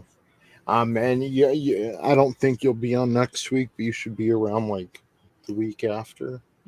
Something like that. Yeah. So look, if you want more Draven, he's a busy man. You got to go subscribe to his Twitch and his YouTube. And yeah. Oh yeah. Get caught up. Oh, and then I did the unboxing of a bunch of independent comic creators in the community. I have that uploaded to my YouTube. So if you guys want to check that out and see what some wonderful people in the community are creating, go over there and check that out. Oh yeah, go subscribe. Stay up to date on the world of the undead and independent comics. Yeah, That's right. Yeah, be sure to stop by and see Draven. He will suck you dry. Oh, wait a he's minute, not that didn't Pat sound Patterson, good. goddammit. He ain't Pat Patterson. He ain't sucking nobody dry. That's a slobber knocker if I ever seen one, King. Back to you rapist. Since if you don't have a cowboy hat, you need to put on your Chinese hat and do that. All right, hang on. And sell us some barbecue sauce. Yeah. Oh, we got some barbecue Tony's trying sauce. to get me canceled over here. yeah, we want some cowboy shit going on. I have a cowboy hat, but it's not mine. Nano Reaper told me not to wear it anymore if we wanted to be friends. Nano Reaper owns a ranch. He's like, don't ever wear that again. I'm like, you're probably right. I'm the Asian Jim Ross. You want some fried? You went to You New can get my Japan. sweet sour barbecue sauce. Who wants some General Tso's chicken? You fucking asshole. JR's teriyaki. I'm raiding you, son of a bitch. Take that, motherfucker. It's the Undertaker. Good God. Raiding after a booster. That man has a family, King. It's so ridiculous. Okay, never mind. But seriously though, I totally apologize for white supremacy. I'm done with the Jim Ross. I can't do it anymore. But seriously, I'm Etep Wokuian. You can find me over on Etep Wokuian's Place to Be Reviews, and if you go to Teespring and just Google. Jesus fucking Christ, help me, Rhonda. God damn it, that's Jim Ross Revenge. But if you go to Teespring, you just search Going in Raw or the Place to Be Reviews, you'll find some cool merchandise, shirts, bags, hats, mugs, all that, hoodies. You have leggings? I do have leggings with my logo right on the side. This logo right here. We have the new Going in Raw collection. I should get some leggings and showcase them for you. Oh, Jesus. It's either going to be you or Saggy who's on tomorrow night with me, Tony, Mad Mardigan, and Commander Cody. So join us for that. That'll be 8:35 Eastern. That was a nice little segue. 8:35 Eastern tomorrow night for episode 44 of Going Rogue over my channel. And it's Wednesday night tomorrow. So that means Thursday I'll be slamming my head against a brick wall for 16 hours working on a Batwoman review for you folks out there. And there'll be probably one more single release video this week. But other than that, after Batwoman, I'm pretty much mentally cashed in for the week. So I'm probably going to go see Ghostbusters Afterlife this weekend too. Ooh, I didn't realize that came out this weekend. Shit. Yeah. I think it is this. It's this weekend. No, it's next week, isn't it? I think it's this week. Is it this week? Yeah. If it's this week, I'll try to see it and if you do a stream or whatever for it. Absolutely. Yeah. It's November 19th. So okay. So it's this week. All right. Yeah. I'm going to try to go see it. I think I will too. Probably. If it's playing locally, I'll go see it Friday night because it's right down the road. But yeah, I might go drive next town over to the theater over there if I have to, because I really want to watch this. I'm gonna take the kid to see it too. So I'm kind of curious though, Etep, when you coming out with that new line, typhoid Wokuian in the place to be for flus. It'll be typhoid Wokuian, place to be for flus, and all that other shit, along with my barbecue sauce and butt plugs. For all the Jews like me and yous. Oh, that's great. I'm fucking dead. I'm canceled. Yes. I have this logo right here on a hoodie too. Actually, the Diarrhea is Cool with Me and Trey is on a hoodie. So you can get that. We got all kinds of stuff over there. Just go check us out on Teespring. Well, you know what, Etep, after that, I'm looking forward to seeing you push back up to 700. Right. It's been a good run at 840. I'll see you back at 400 real soon. We're at 200. Fuck. That was quick, Mama Susan. Working hard, man. They are working hard behind the scenes. A bunch of damn guinea pig species at the freaking YouTube. I'm telling you. Thank everybody what's going on. Tommy and the Guinea Pig Collective doing the same thing they always do. You can follow me by looking for the guinea pig jelly beans that are left all over your stream right now. I'm probably laying in the chat, so you can follow us over there and watch what we're doing, the reviews for old toys, retro toys, and all that good stuff. Monday, of course, 6 p.m. Eastern, going old school retro discussions, and of course 7:45 on Thursdays. Vinny and I get together for Rogue Entertainment Collectible Pass, talking about retro and old toys that we love. And usually you can find me nibbling around through a bunch of different channels. Always happy to stop here for Tony when he's doing these. I love talking about the old wrestling. Hate the new stuff. They could suck it. Just remember, never let anybody tell you what you can and can't say, what you should or should not watch. Because walking through the forest at night when Walton is around could get you killed. Damn. I fucking love my guinea pigs. Hell yeah. I'll be over here eating watermelon like across the room, and you hear a little bit of weaking, and you look over, and these fuckers are about to climb over the cage to get to it. Oh my God. My guys, lately, right now, they're on the blueberry kick. Yeah. I don't know if yours get on the kicks like mine get on kicks, like they just want a certain type of snack all the time. Right now, they're on blueberries. I'm going to have to try that with mine. I haven't fed them blueberries yet. You know what they really like is corn husk. Like when you get corn on the cob and you've got to take all the husk off, they fucking eat that shit up. They love it. Yeah. Like I try not to give it too much because the corn, like the grain like that, is usually not too good for the guinea pigs. So I give them that maybe once a month as a treat. Yeah. I'll just go to the store, dehusk a couple, and then bring a couple back and just throw them in the cage. Yeah. Sometimes I'll chop them in half so they don't fight over it. But the other thing they really like is green bell peppers. Mine really like I've been giving them like orange or red. Yeah, I know they have more sugar, but mine just love the fucking orange ones. I should try more green though, huh? Yeah. The green ones are actually good because they're a little bit higher in vitamin C. So. Okay. Yeah, they love vitamin C. All right, brother. Thank you for coming on again. It's always a pleasure. No, thank you. I'm glad I could come on here and act like a fool.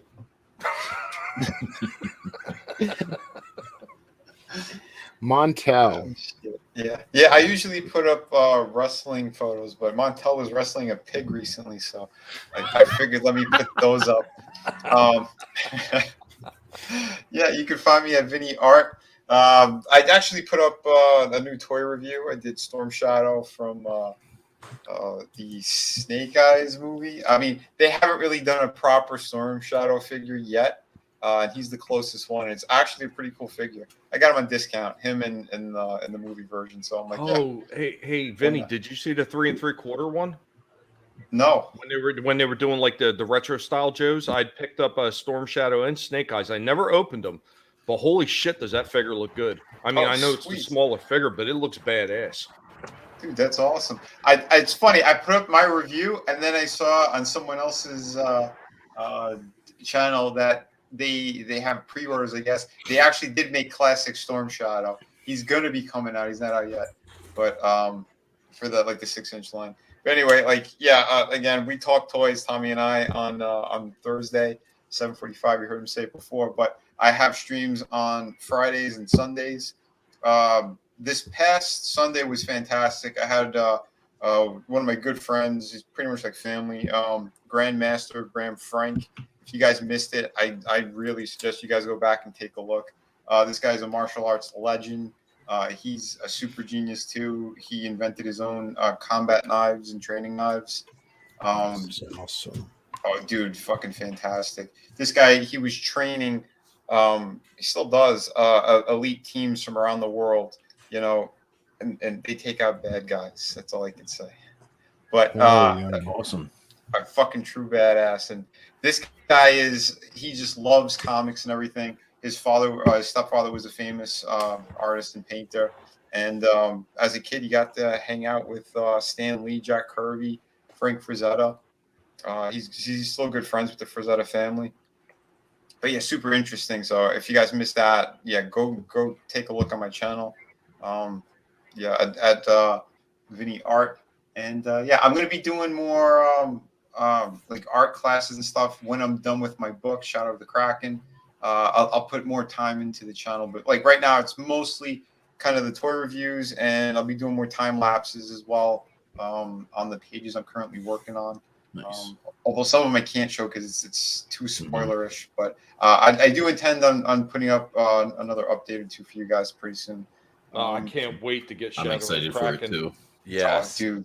Yeah, Dude, when I get that thing and I'm going to break out an older character I had, and I fail to remember what his name is, but I have a pirate character in my arsenal. Oh, nice. Yeah, I got fully beat. I got 4 guys. But yeah, I really can't wait for you guys to get this, and I'm very, very proud of this book. But I'm on the last pages. I am penciling and inking out the rest of it. Then I'm going to I'll have to color about 10 pages and do all the lettering. So I'm looking at the first quarter of 2022 on this. But again, I'm one of the most trusted creators in this. This is campaign number 6 I'm working on here. I've had 5 others, and you can still get a whole bunch of great books. Through the Woods, hardcover, completed series, 100 pages. If you guys like ghost stories. Which is amazing. Oh, thank you, man. I love working on that. Frankie knows, you see him in the chats every now and then. He's the co-writer and co-creator of that book. But I also have my own City of Venus, which is a futuristic one with hot chicks and all kinds of crazy cool shit. And I got 2 art books on that campaign as well. And all that stuff ships immediately. So if you are looking for it, perfect for the holidays. And thank you, man. Definitely get those art books because they're amazing. Yeah, those are 52 pages each, so plenty of great artwork in there. I want to thank everybody in the chat, and I always love hanging out over here. Tone, you always put on a great show, and it's always a lot of fun talking about wrestling again. It is, man. Thank you for coming on as well, brother. A pleasure. Yeah, so check out my Eternals review if you haven't seen it. I'll also be doing a review on Ghostbusters Afterlife. Again, check us out every Tuesday at 8 p.m. Eastern Standard Time as we go barreling forward into 1996. And if you're listening to this, you probably already know, but come check out Going Rogue on Etep Wokuian's Place to Be reviews tomorrow night, somewhere around 8:30, 8:35-ish. And we have Pursuing Paranormal on and Saggy Melons tomorrow, right, Etep? Yep, and Mad Mardigan was a last-minute add to the program tomorrow night. Sweet. We have been a Mad minute. Mardigan. Who? Mad Mardigan? Yeah, who's that? You know, that guy, he does that show. That guy. He also has saggy melons. Yeah, you know what you need? Every time when you mention Mad, when you bring him on the stream, you really need that thing with Ronan. Who? So yeah, check us out tomorrow for Pursuing Mad Melons. Mad Paranormal Melons. Yeah. Saggy Paranormal Mardigan. Whatever you want to call it. I thought it was Donnie Mardigan now. Oh. Yeah, and it's always a good time. And if you're going to see Ghostbusters 2, let me know what you think about it. I'm excited for it. I'm excited that they wiped out the female movie with not even the female movie, the bad Ghostbusters movie, with that one line. There hasn't been a ghost sighting in 30 years. You're fucking right, Paul Rudd. There hasn't. That's right. Yep. That's why they made him the sexiest man alive. And all the weirdos are crying. All the critics are fucking bitching and review bombing the new Ghostbusters because of that shit now, because of the bundle of sticks, fucking Paul Feig's fucking shite movie getting retconned out of existence. Yeah. I'm just a little worried because Jeremy Johns, he doesn't seem, we all have our biases, but he seems to, have a pretty level head about reviewing things. Yeah. I genuinely trust him. And he didn't say like he didn't like it, but he's like, I had, to keep telling myself, you want to like this movie. It seems like he was a little disappointed by Afterlife. So I'm hoping that's not the case. He mentioned it's like going out on a date with a girl and leaving knowing more about her parents than you do her. So, that worries me a little, but he definitely didn't mention it was a bad movie. He just seemed a little disappointed by it. So I guess we'll find out this weekend, huh? Yeah, because I definitely want to see it too. So. Yeah. So, all right, everyone. Superfan Adam Shahan, Chris Fisk, Another Monster, Keely Chow, Parrot Head. Who am I missing here? You guys, again, like last night on the show, y'all kept the chat alive, and tonight you did too. Thank you guys so much for being here. The Nerdporial life form, it was great to see you, man. Yeah. And again, join us tomorrow. It's going to be a blast. Parrot Head. Yeah, join and make sure to catch Vinny and Tommy on Thursday. Catch us all throughout the week. We love hanging out with you guys. We love talking about fun stuff. And we'll see you back here next Tuesday for the Monday Night War retrospective. Hell yeah. Thank you. I almost hit leave studio instead of end broadcast. That would have been smooth. We would have had we'll just keep going. Later, guys.